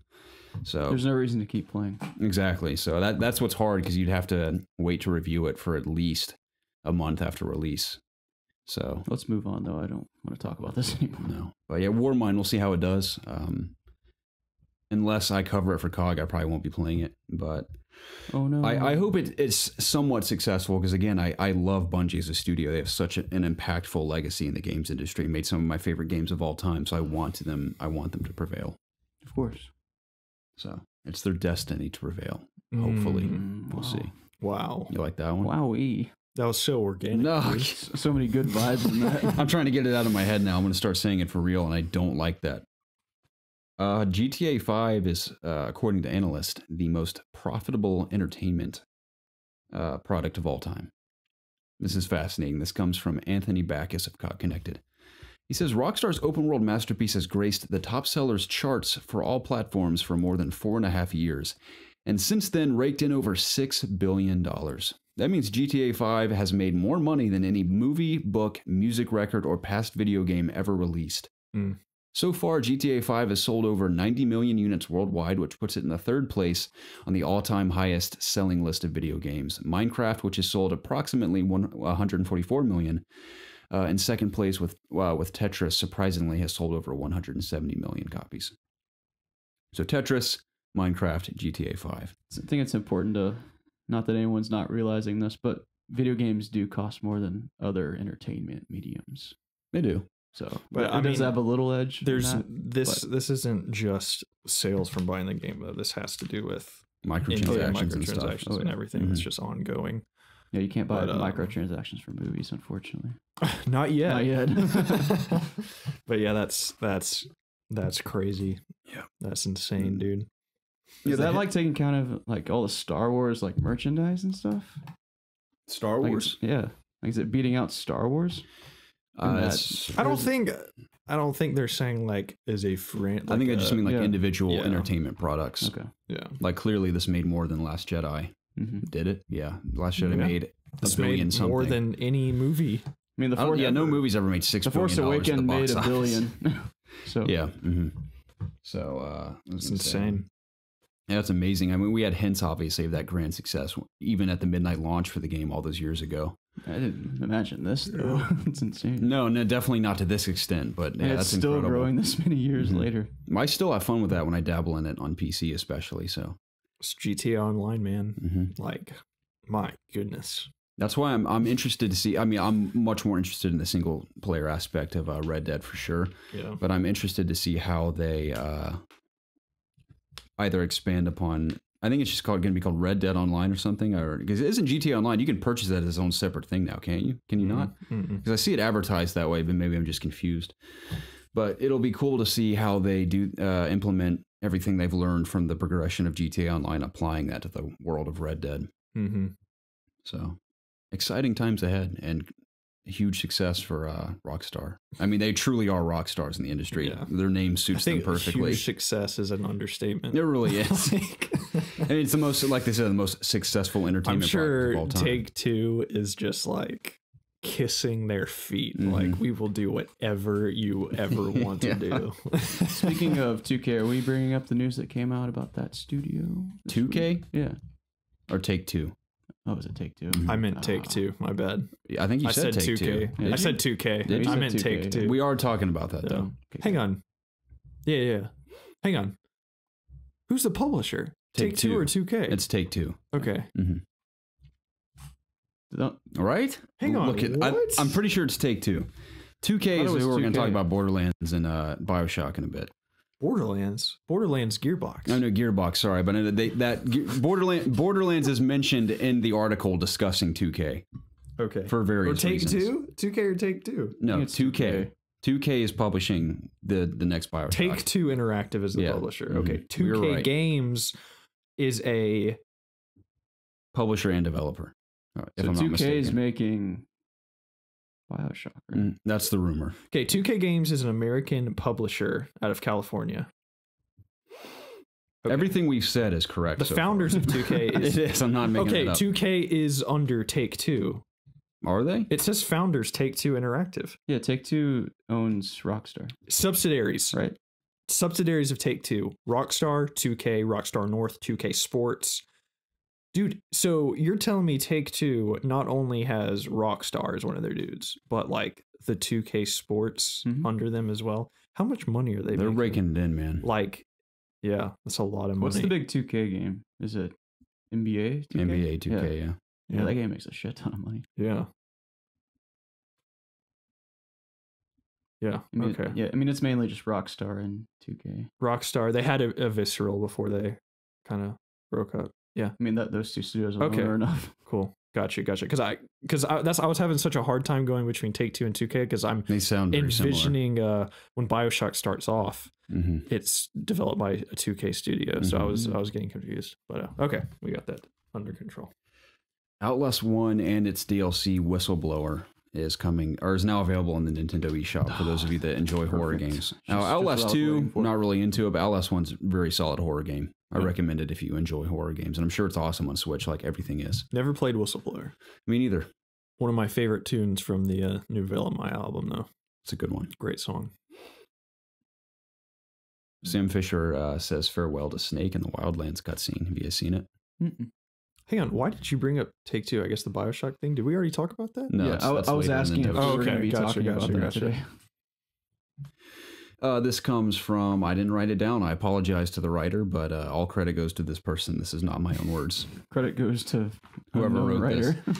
It says, after completing the update's new PvE mission, you'll get to see a cutscene, which is included in the video above. It's not, obviously, in this podcast, but Fisher chats with the ghost handler, Karen Bowman, who he apparently knows, referring to her as Linda. She says that Grim, Fisher's ally, Anna Grimm's daughter? Mm-hmm. Yeah, that's how he pronounces it. Sent the word that, quote, chairman of the Joint Chiefs says there's a possible empty quiver. This is a military term referencing the loss of a nuclear weapon, just the sort of thing that could serve as a setup for a Splinter Cell game. Bowman says she can get him transportation, and Fisher responds, a guy once said, the price of success is hard work and dedication, and then seems to begin preparing to leave. I don't know why I titled that that's a separate story I meant to separate. Yeah. That Sam Fisher nonchalantly says it's like a farewell to Solid Snake, which is very sad and emotional, but also very cool. It says like some guy with a bandana and everything. Yeah, is gone now or something, or he's retired. And then Sam Fisher says something along the lines like, I'm the last one or something. Yeah. So cool. So he has to carry on the legacy. Did you see what Sam Fisher looked like in this? Mm-hmm. Just super old, gray beard and everything. Yeah. Exactly what I described last week. Mm-hmm. What I wanted. Yep. It's happening, guys. The hype is here. It's real. It's coming. Sam Fisher's coming for y'all. I agree. I'm so excited. So am I. Yeah. I want to play that mission. They got Michael Ironside doing all these interviews and stuff. Yeah, it's happening. Oh, yeah. Oh, yeah. Can't wait for E3. So Ubisoft could have a very exciting E3 this year with Division 2, Splinter Cell, probably more of Beyond Good and Evil. What else are we anticipating from Ubisoft? They could do another Steep. Yeah. I'm sure we'll see something about Siege. Division. We'll see Division 2 stuff. Yeah, I said that. Oh, yeah, okay. Siege, just because the hype in it and its player base has grown so much, they'll probably throw something out for that. Still working on Beyond Good and Evil 2. Yeah, that's probably, obviously, we know, a ways out still, but for even what we saw was from that little, I think it was like a tech demo from last year. I'm sure we'll see something more down the line, but unfortunately, it kind of sucks as much as I liked Assassin's Creed taking a year off. You know, we're probably not going to see a new one this year, which I know in the end will be fine, but I liked Origins so much. I really just want to know what they're going to do next. Mm-hmm. So, you think we'll get any more DLC for that? I don't think so. I think the Curse of the Pharaoh is the last pack they put out. I think that was the final one they were doing. Unless they're going to just do like another season. Yeah, what if they just did another DLC to make up for them like not making a game every year? That'd be fun. That kind of ease the workload of the team, I think. Yeah.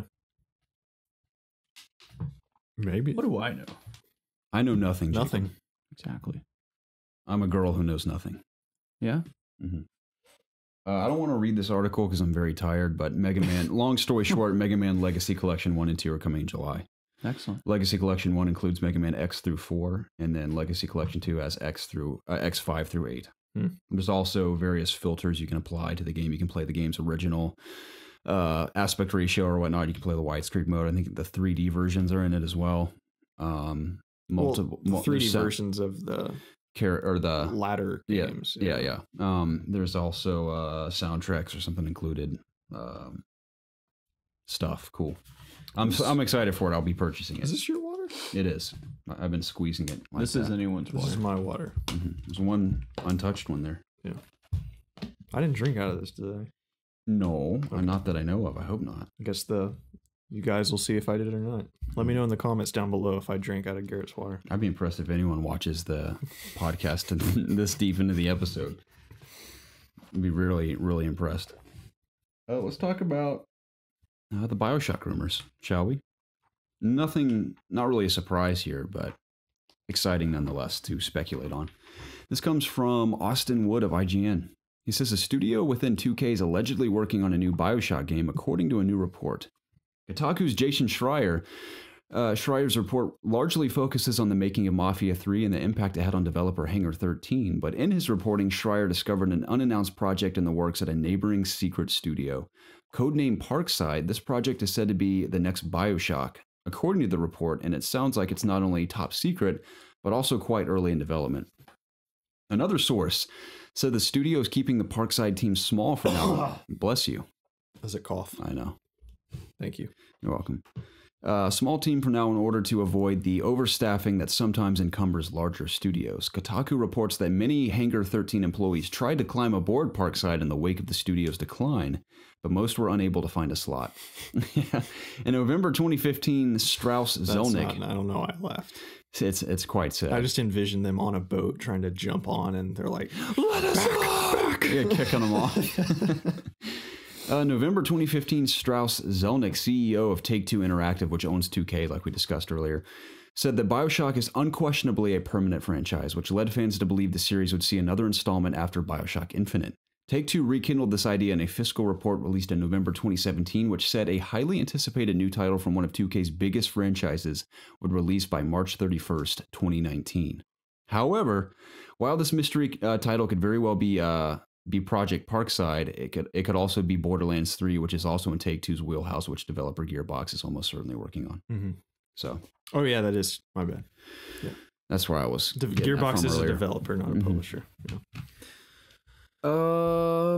Cool. This is that BioShock on the Vita that Ken Levine had promised a while back. Oh, really? Yeah. Finally. This is what that is. It's finally coming out. Mm-hmm. This is what will push the Vita over top of Nintendo Switch. Yes, for sure. Finally, BioShock alone. Yeah. Where do you want to see the franchise go? Back in Rapture. I agree. I'd love to go back to Rapture. Mm-hmm. You're not sick of Rapture after a whole game in it? I'd like to see and DLC. Another side of it. I think I really enjoyed the DLC that took place after Infinite, that took place in Rapture. I really liked seeing Rapture before everything, crap hit the fan. So I'd like to explore that more, and maybe more like Infinite, but in Rapture.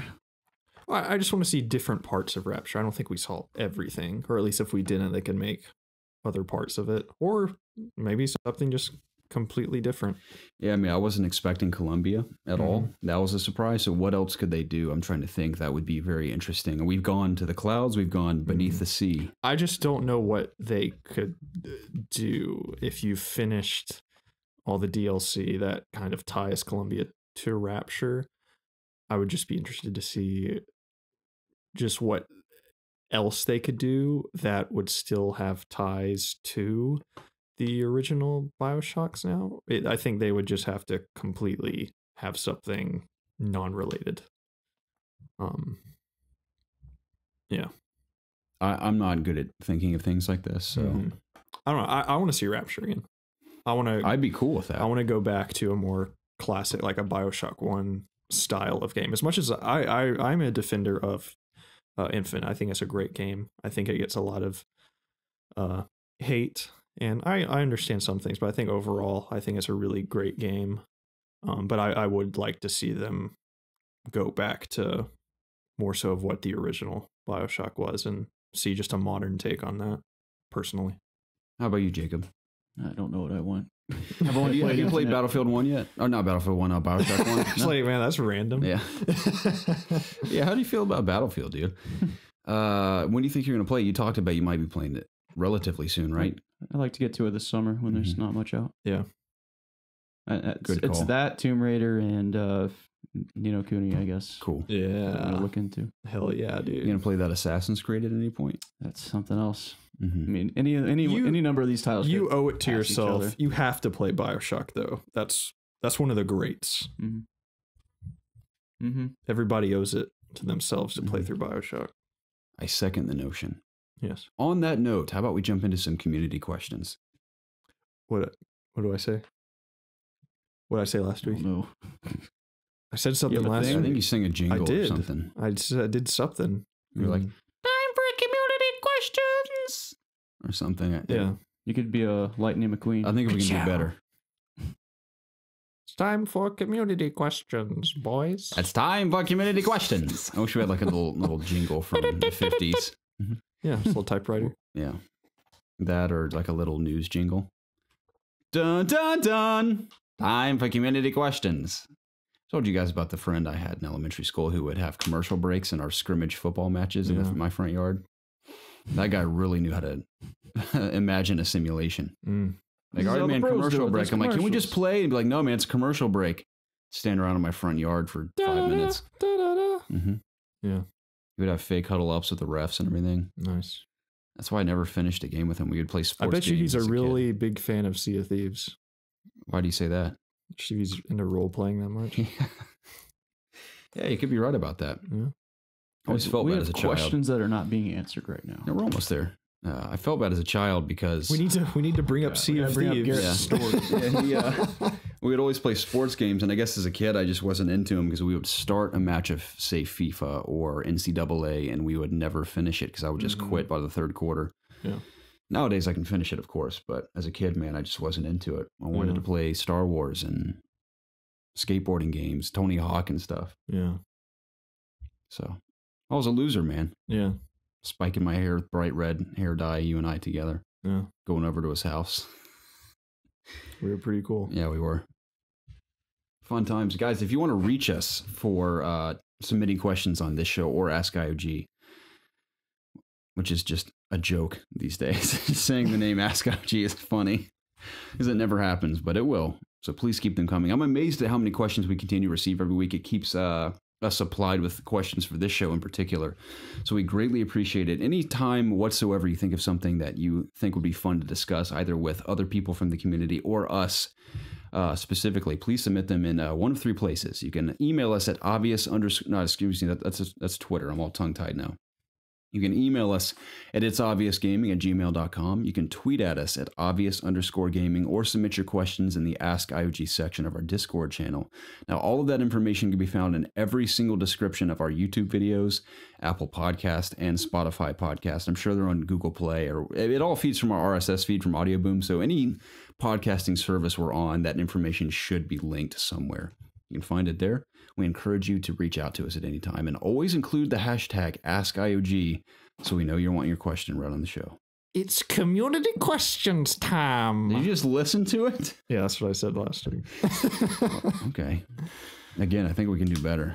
But all right. Well, yeah, I don't like that at all. Screw you. Jacob, I have evidence of you saying, hey, man, you should do that next week. Well, after a week, so I sat on it and I don't. Taking your advice. I sat on it. I'm not into it anymore. All right. Well, we should hit up. I was just trying to bring an organic way to go into the community. I understand what kind of vibes you were going for, but I just get bad vibes from that. I wanted to reach out to Kenny again and have him potentially whip up some more jingles for the podcast for each section. You know, we have the intro, we have the news section, and we have community questions. I'm thinking very not Tim and Eric, Bill and Ted style, where it's like a.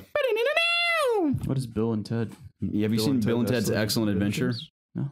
Or Bogus Journey? No idea what you're talking about. With Keanu Reeves? No. Those movies will rock your world, Jacob. Especially Excellent Adventure. That movie shaped my childhood in a way. It wouldn't be like bad going back to it. No. It's a classic. Yeah, it's a classic. It's still Reeves funny. At his best. How old is Keanu? Sure. He's young, man. Okay. I mean, granted, he still looks pretty good for his age, but he's very young. It's after The Matrix, but before John Wick. That's not. It was a goof. That was a goof. It was a goof. It was classic '80s flick. That was a good one. Yep. It's time for community questions. Be excellent to each other. All right, let's go. Please read the question. I've done the intro like 4 times. Sorry, man. This one comes from Carlos Perez. Carlos says, haven't been listening lately. Thanks, all man. Right, bye. Next one's move on. Next one's from Cheeky. And Carlos says, haven't been listening lately due to not working because that's when I listen to podcasts to let the day go by faster. And just wanted to know, how's life at the moment? Love you guys. Keep up the good work. I'll be catching up soon. How's life at the moment? That's good. I don't sleep, so I'm constantly tired. But other than that, everything's super cool. I'm still alive, so life's good. God of War's coming out. We got Spider-Man coming. I'm an art history major now. What more could you ask for? So, yeah, it's exciting times to be a gamer, and specifically. For sure. And specifically. Except if you're on Xbox, am I right? Hashtag not fanboys. Yeah. Hashtag sea of fail. Am I right? No Man Sea. Sea of Thieves. Oh, I'm just kidding. Again, a lot of potential there. I'm not going to give up on it quite yet. Would you score it? 65. 65? Yeah. 6.5 out of 10. Yeah. My photography teacher loves the game, and he keeps giving me crap about it every class. Oh, he knows you reviewed it? Because he asks all of us what we do outside of class and like what we want to do. It's like, well, I want to work in games media. He goes, oh, so you play video games? I'm like, yeah. And he's like, you playing Sea of Thieves? I'm like, it's funny you ask. I'm actually in the process of reviewing it. He goes, oh, you have to let me know your score when it's out. And I told him it was like 6.5, and he's like, not too far off the Metacritic score there. And he's like, I see. He knows about Metacritic. He does, yeah. Yeah, he's into games. He's well versed. Big Xbox gamer. That's my heart breaks for him. Yeah. What a tragic story. What a tragic end to that story. So tragic end to that story. Sailing alone on a ship out to sea. That would be the game like an art teacher would play. Mm-hmm. Yeah. That's been Sea of Thieves has been kind of the butt of the joke for me on YouTube, where I'll say something about like God of War and I just throw in Sea of Thieves at the end of the comment and be like, but in the grand scheme of things, this will never live up to the greatness that is Sea of Thieves. So I'm being a real asshole these days, Jacob. I don't know why. Yeah. I'm sorry, everyone. Why can't we just go back to the good old days when all we had to play was Thief? Am I still a play? Everything was so much simpler then. We just all agreed on that. Yeah. Am I still a PlayStation fanboy if I would just give anything to have all these games on PC? No. Because I don't think about the machine itself. I think about the exclusives. But then again, they wouldn't be exclusive anymore. They'd just be PC I would games. give my left nut to have God of War Spider-Man on. I do not want to play God of War on my PS4. I really don't. Why? I have an old PS4. You can play. Fine. Yeah. Well, if you had the Pro, you can play it at 60 FPS, bro. Well, close to it at least. I'm not spending $400. It's not worth it. You don't even have a 4K TV, dude. Exactly. Yeah, it's fine. So that'd be even more money. Well, hey, hear me out on this, Jacob. I played Thief. I almost said something. I played Thief so much. And it's awesome. Yeah. I can't wait to play Thief.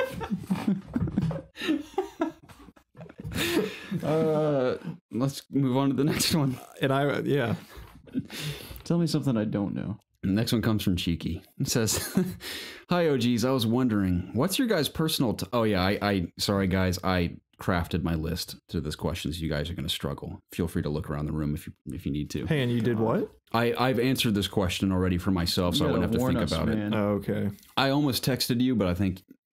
I don't know. I think you would have just been like, whatever, we've answered this 1,000 times. But I wanted to include it because it's kind of fun. Okay. Cheeky says, hi, OGs. I was wondering, what's your guys' personal top 5 favorite / best games in the last 10 years? Good Lord. God, we've never done a full topic of this. In the last decade, keep in mind. Thanks, Cheeky. Keep the I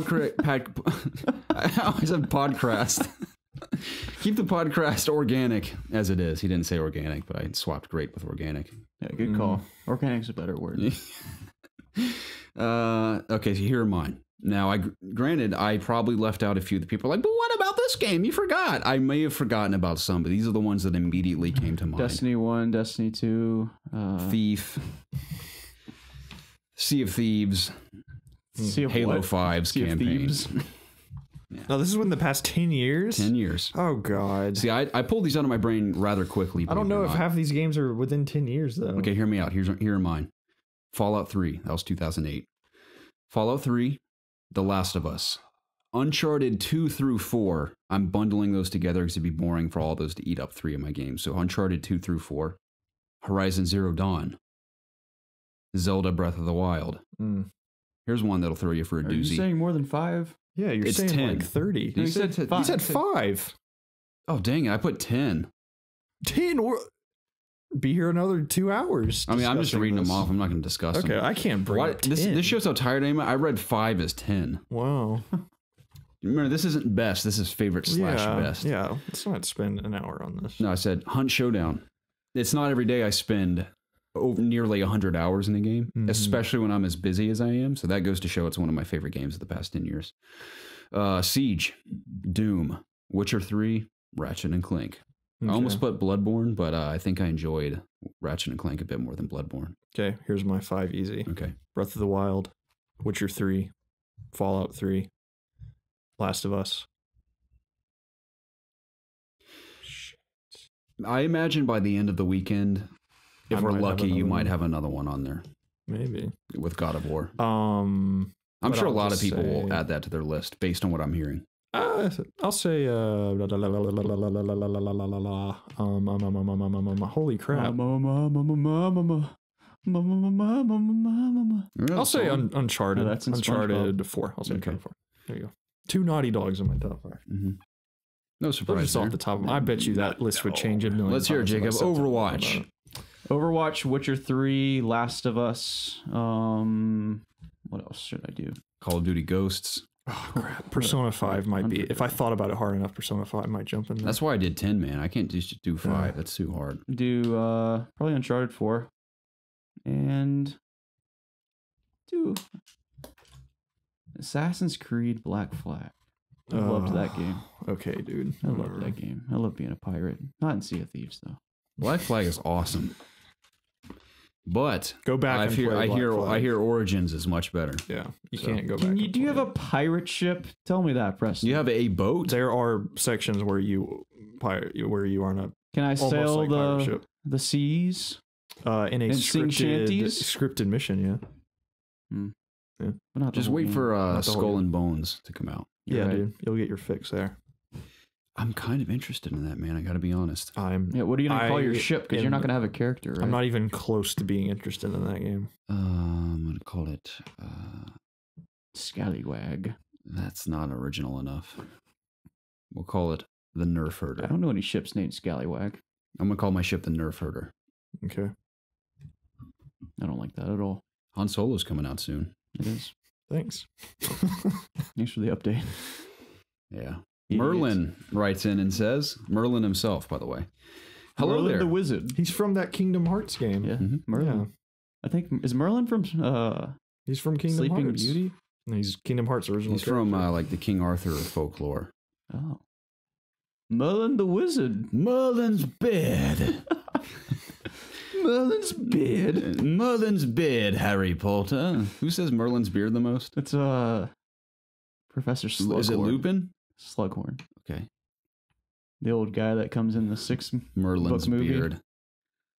Merlin's I'd love to hear the origin of that. Probably that. Merlin. Yeah, but what about Merlin's beard is so shocking? Is it just magnificent? Just long. Yeah, I don't know. Okay. Well, the Grand Wizard himself says, hello there. Been listening to you boys for a while now and have a question to you my question to you is, sorry, I can't even read, I'm so tired. Have you guys ever considered having Preston's uncle on the podcast? Seems like he's a bit of a gamer himself. Would be cool to have his opinion on stuff. Anyways, keep up the good work and have a good day. Thank you, Merlin. Preston? No. Do you think Jay would ever do this? Never. What if we didn't have a video? It was just his voice. No.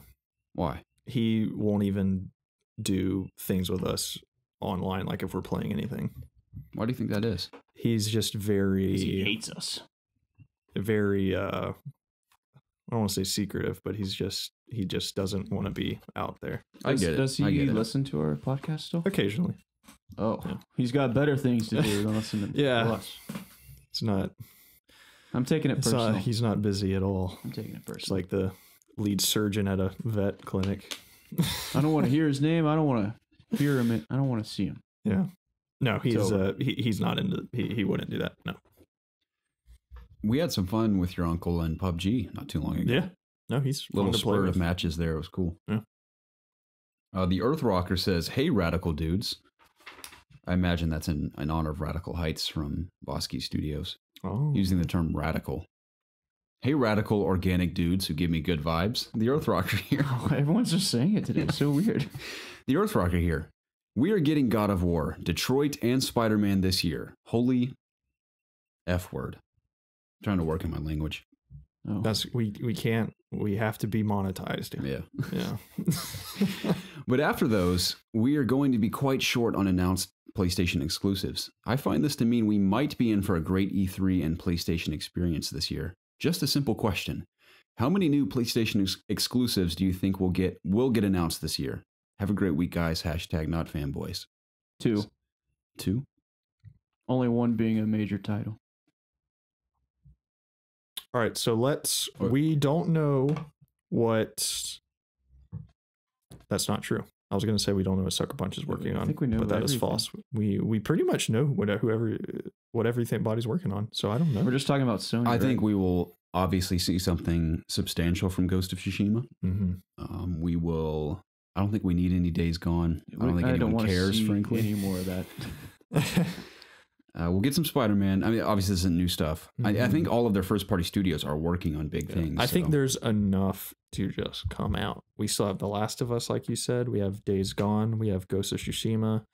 There are a few little things like that Graffiti King game or whatever it was they were showing at PSX that looks so dumb to me. You have Dreams coming out still. God of War is just coming out. Yeah, pretty much all of, unless I'm just completely I'm sure the only studio I can think of that we don't really know what they're working on right now is Guerrilla, because Horizon was released over a year ago. I mean, I think obviously we know. Yeah, they're working on Horizon too, but I don't think we're gonna say, no, they're working on Horizon too. I would bet you everything I own that's the case. Okay, that's risky. What? Why wouldn't they be working on Horizon 2? Do you think why wouldn't they? Do you think That's there's a good question. A third-party studio working on a follow-up to Killzone and Shadowfall? No. You don't think so? No. You think that franchise is dead? Killzone? I wouldn't say dead, but I don't think they really care about it. It's gonna lie dormant for a bit. Yeah. Will we see Horizon 2 this E3? I doubt it. I think that's something we'd see at like PSX. Maybe a tease. Maybe a tease. Maybe. Oh, I almost forgot. Did you guys listen to the games daily this week from Kind of Funny? I haven't listened to a podcast other than I think Gavin it was McGinnis Monday's episode. Weeks. Tim teased that he's being invited to a Kingdom Hearts 3 event. He's going to be one of the first people to play it. No way. Yes, dude. So it's coming. Kingdom Hearts 3 lives. And the reason I bring that up is because we might get some Final Fantasy VII gameplay this year. That might be something they substitute in because they don't have any Final Fantasy VII. That's announcements. technically a PS4 exclusive, at least at launch. So play that on PC. But new exclusives, I don't think, unless they surprise us. I mean, granted, you can consider VR titles exclusive PlayStation titles. Yeah. So That's other than VR stuff, I don't know. Yeah, I guess like one. I don't know. We're gonna get a nice hearty bite of Last of Us 2. We'll get a nice chunk of Ghost of Tsushima. Blue probably. Point is working on a big remaster. We don't know yet if it's a Sony property yet, but they claim it's an all-time classic. What you doing? I'm just holding this out to cover your eyeball like an eye patch. Arr. Give me that Sea of Thieves. I'm trying to think of anything that that would be announced at this E3, but all the big studios, we already know what they're working on. So I think it'd have to be something like a Blue Point remaster or something that would, surprise us. So Sony's the only conference this E3 that, don't get me wrong, I'm looking forward to it because I want to see The Last of Us gameplay. Like, that's going to rock my world. But for the most part, I think I can kind of know what they're going to be putting out. I'm much more excited for a Bethesda, especially. I'm very excited for Bethesda, and just to kind of see what Microsoft's going to do about their... I always get excited about Microsoft. It's funny, their conference last year was awesome. But as far as it's just, I thought the way it was put together and the reveal of the Xbox One X was enjoyable to watch. It's just the exclusive. Let's see what this monster can do. It's my favorite quote of all time. Forza comes up, or Minecraft and stuff. I'm willing to bet that there's going to be several big titles announced for Xbox. Dude, Fable. Give me Fable. Yeah, that's what I want. Will we see? I'm sure we'll see an announcement of Fable. They have to announce something like that. Yeah. We'll see some Halo 6, at least a trailer. Will Gears be teased? Maybe. They need to. It seems early for that. Cyberpunk's going to be somewhere. More than likely. Yeah, that's going to be present. I think some documents came out saying that might be linked to Microsoft, and I believe Splinter What about Tomb Cell, Raider? Will Tomb Raider show up at Microsoft as well? I don't know. Of course, they're revealing that in like next week, I think. Yeah, so. I think it might have a very light presence at E3, so they're going to try. I could just picture like Microsoft like spitting about like how powerful their console is, like showing Cyberpunk. They're like, oh, it's the most powerful console in the world. I see it now. Okay. Yep. I would bet on that. Yeah. With the power of this monster. What's next? Earthrocker, thank you for your question. I'm sorry we couldn't think of any specific new PlayStation exclusives, but we're going to have a good PlayStation E3, I believe. Same with Microsoft. I have a lot of hope for Microsoft. I have a lot of hope for all of them, if I'm being honest. But a lot of stuff to look forward to this year and beyond. This isn't a big franchise, so there's no way Blue Point is doing this. But I would like to see a remake of one of the old Siphon Filter games. I never played them. It's like Splinter Cell before its time. I think that'd be pretty cool. That's what Sony Bend used to make. Well, they made it on the PSP, I think. Is that all? I think so. That's the It's Obvious Gaming podcast. No, there's one more. Sorry. I thought you meant it's at all the PlayStation exclusives we can think of. I'm just ready to get... Last one's the big finale. Zier. I think that's how you pronounce it. That's XXERE. Yeah. Zier. I don't know if that makes a sound in the English language. Zier? XX. What word has XX in it? XX? Yeah. I know the X makes Zier, like xylophone. Mm-hmm. Yeah. Just an extra xylophone, long Z 2 sound. X's? It's just one. Just one X.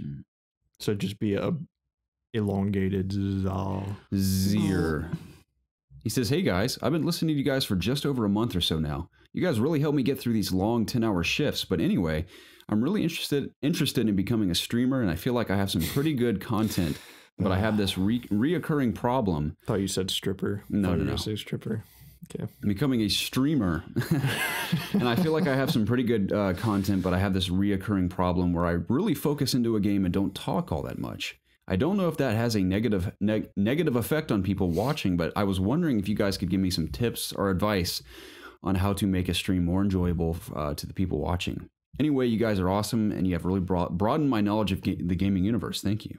I'm surprised to hear that bit. But Zier, thank you that we've broadened his knowledge of the gaming universe. I'm glad to hear it, though, Zier. Thank you for sending us a question. As far as streaming, don't fret about focusing too much on a game, because like I mentioned, the gentleman I met at E3 last year, Carcinogen SDA, he speaks very minimally on his streams, and he focuses intently on what he's playing, and people love watching him. Yes, last I checked, he had 60,000 plus subs, and that was over a year ago, so I don't know where he's at now. I mean, I think to be a successful streamer nowadays, you have to definitely bring something new to the table. Sure. You have to make yourself different from everybody else. We do nothing unique, if I'm being honest. It's like we're doing the podcast, but we're by ourselves streaming or with a buddy joining us from time to time. So I enjoy it, though. We're still trying to grow that Twitch audience, but that's what I enjoy about our streams and our Let's Plays and stuff. We're not trying to be anything spectacular. We're just being ourselves. So that's kind of our shtick, which a lot of people do that. Don't be afraid to be yourself as well. I know that's such a generic thing to say, but like I said, this Carcinogen guy, granted, he found his audience before Twitch kind of underwent a renaissance in a way, where people are very much characters in a way when they're streaming. Some, but others are based on their personality alone. Some just are really good at playing games, and people like watching them for that reason. If you want to stream, you need to have an idea of going in that, you know, your full attention is not going to be playing the game, unless like you specifically make it your point to just play the game, and people just tune in to watch you destroy everyone. But there's no way you can interact and talk to the camera. Yeah, and I think just pay attention to do that. You have to be unreal at the game you're playing. You have insane. Yeah. What is it? Skills. No. Yeah. What's it where you can do two things at once? Ambidextrous. No. I know what you're trying to say. Oh no. Oh my God. If you can't ride two horses at once, you should get out of the circus. I'll say that much. You're oh my gosh. Two things at once. Oh You're dual wield.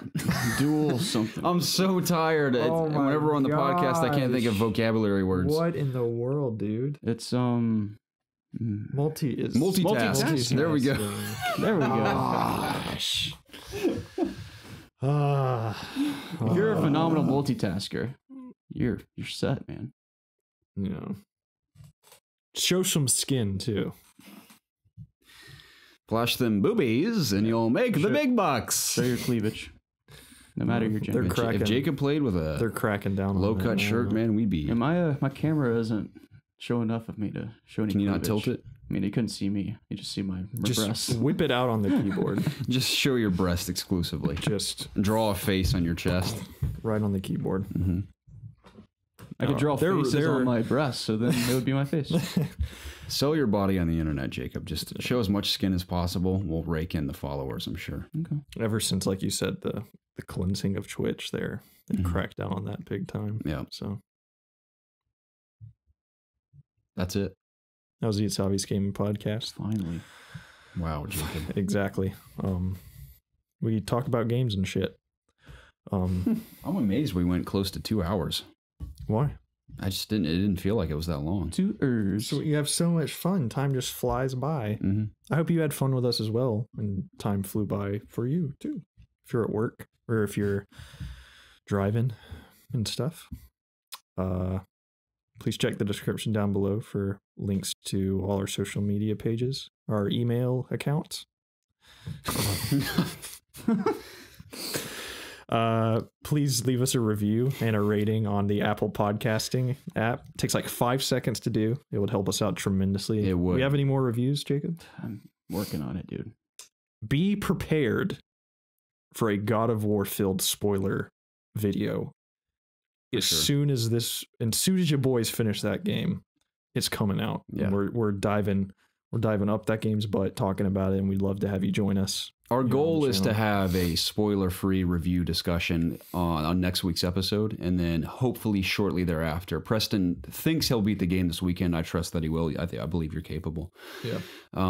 Then we will have a spoiler-filled discussion shortly thereafter. If not the same day, probably immediately after the next day. Probably Tuesday, probably at the latest. Maybe. I know. I want to try and get a spoiler video out before anybody else. Okay. Because I know the big boys, they're waiting like a week or something. So I kind of want to, just for view's sake, and I probably just will want to talk about that game with just everybody in the world once I beat it. Definitely. So I'm wondering if we should do any Let's Play content with that game. I don't know if it really garners a Let's Play because it's just so narrative heavy that I don't know how it would perform. Plus, who wants to watch the game when you can just play it? Yeah, I agree. There's not a chance unless you're trapped in the 7 seas and Sea of Thieves. A part that you're wanting to do in a video. I get that. I would probably let you host it for a Let's Play if we did a Let's Play. God, I hate how do you know that you're gonna be behind him or in front of him? Doing what? I'm talking about Thief, man. Oh, okay. I don't know what you're talking about. Sea of Thieves? I don't know. Sea of Thieves. Yeah. That is the game I want. That is the game. Good news. Cigarette juice. We got one new review this week. Wow, cool. Thank you. What's Punishing our total? Noobs. Punishing Noobs. With a W.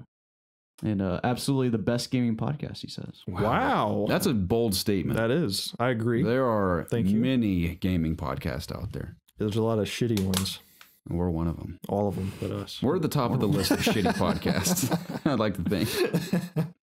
Yeah, I'd like to own that field. Yeah. Thank you so much for all of you taking the time to leave those reviews. Seriously. Yeah. Those mean the world to us, and they help us grow. Truthfully. They help us out so much. I don't know what that came from. They help us out so much, and they take literally no time to do. So if you have a smidge of time on your lunch break, taking a poop, taking your kid out to the park, anything where you just have your phone and you're don't look too down. Look at your phone too long in the park, though, your kid will be napped. you sit there on Twitter and just refresh it, hoping for something new to come out when you could just go over to the Apple Podcasting app and just leave us a review. That'd be pretty cool. That'd be awesome. And then tweet about you doing so. Yeah, that'd be great.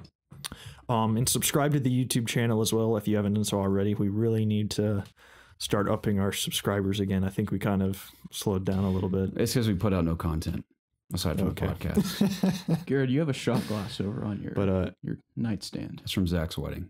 Oh, how'd you get that? They gave them to us at the wedding. Oh, you took yours home. I left mine there. I think bitch. Everyone that I've asked, they've left theirs there. Oh, wow. So you're the first that actually took it. But if you're listening to us on Spotify or Apple Podcasting exclusively, just come over to youtube.com/ItsObviousGaming. Leave us a like. Check out all the other content that we have. Even as Garrett said, it is brief, but it's there. And if you haven't seen it yet, there's quite a few videos you could go back and watch. If I had to recommend 3 Let's Plays, if you're a Let's Play watcher, I am not one of those people, but we make them, which is so funny.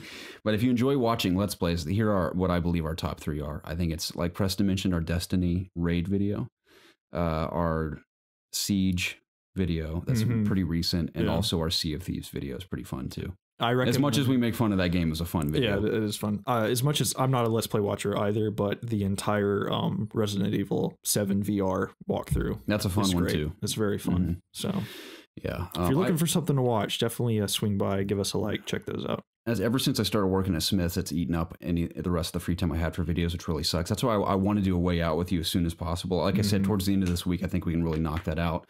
And I'd like to do at least one Far Cry co-op video because I think it could be really funny. And that's just the way we've begun playing most games now for videos, is that we're not really playing with the mindset of video. I mean, we're recording it, but we're not like, oh, hey, time to put on our game faces for the video. Yeah. We're just playing it, and I throw together the funniest bits and put it online, and it's a good time. So yeah.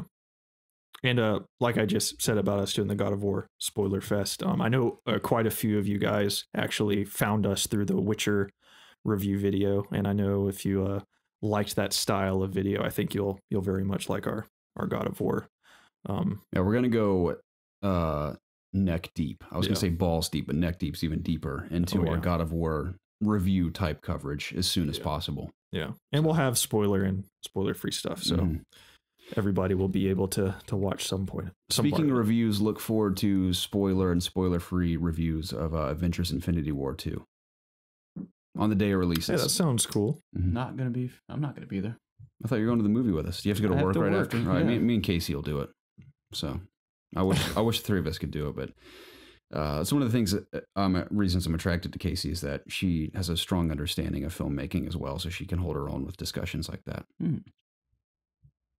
My wife really likes Suicide Squad. We should have her on. Yeah. So that's all you need to know about that. Should do a couples episode. Yeah, that'd be fun. It's an idea. It is. Do an Ask LG episode with couples. If Angia laughs, Jacob, bring her on. Hey, babe, we just met. You want to be on my podcast? It's a fun time. Guys, thanks for joining us this week. And the next time I'll be talking to you guys, we'll have lost God of War virginities. Yeah. Most of us anyway. Kratos. God, I'm not going to say what I was going to say. Got to be family friendly. Okay. Yep. Tune into Jacob's potential streams this week. You going to stream this week? Possibly. I can stream in the latter half of this week. Okay. That's cool. I'm going to be very busy tonight through Wednesday. Might be able to put together a stream. And Thursday. We'll see. Friday and onward, I'll have a little more time to do stuff. Excellent. Well, guys, I need to go to the bathroom, so let's end this. Yeah, we've been dragging this out for a while. All right. Thanks for joining us this week. We'll see y'all next time. Goodbye, everyone. Bye. We need to do a thief stream at some point. It's going to be hilarious.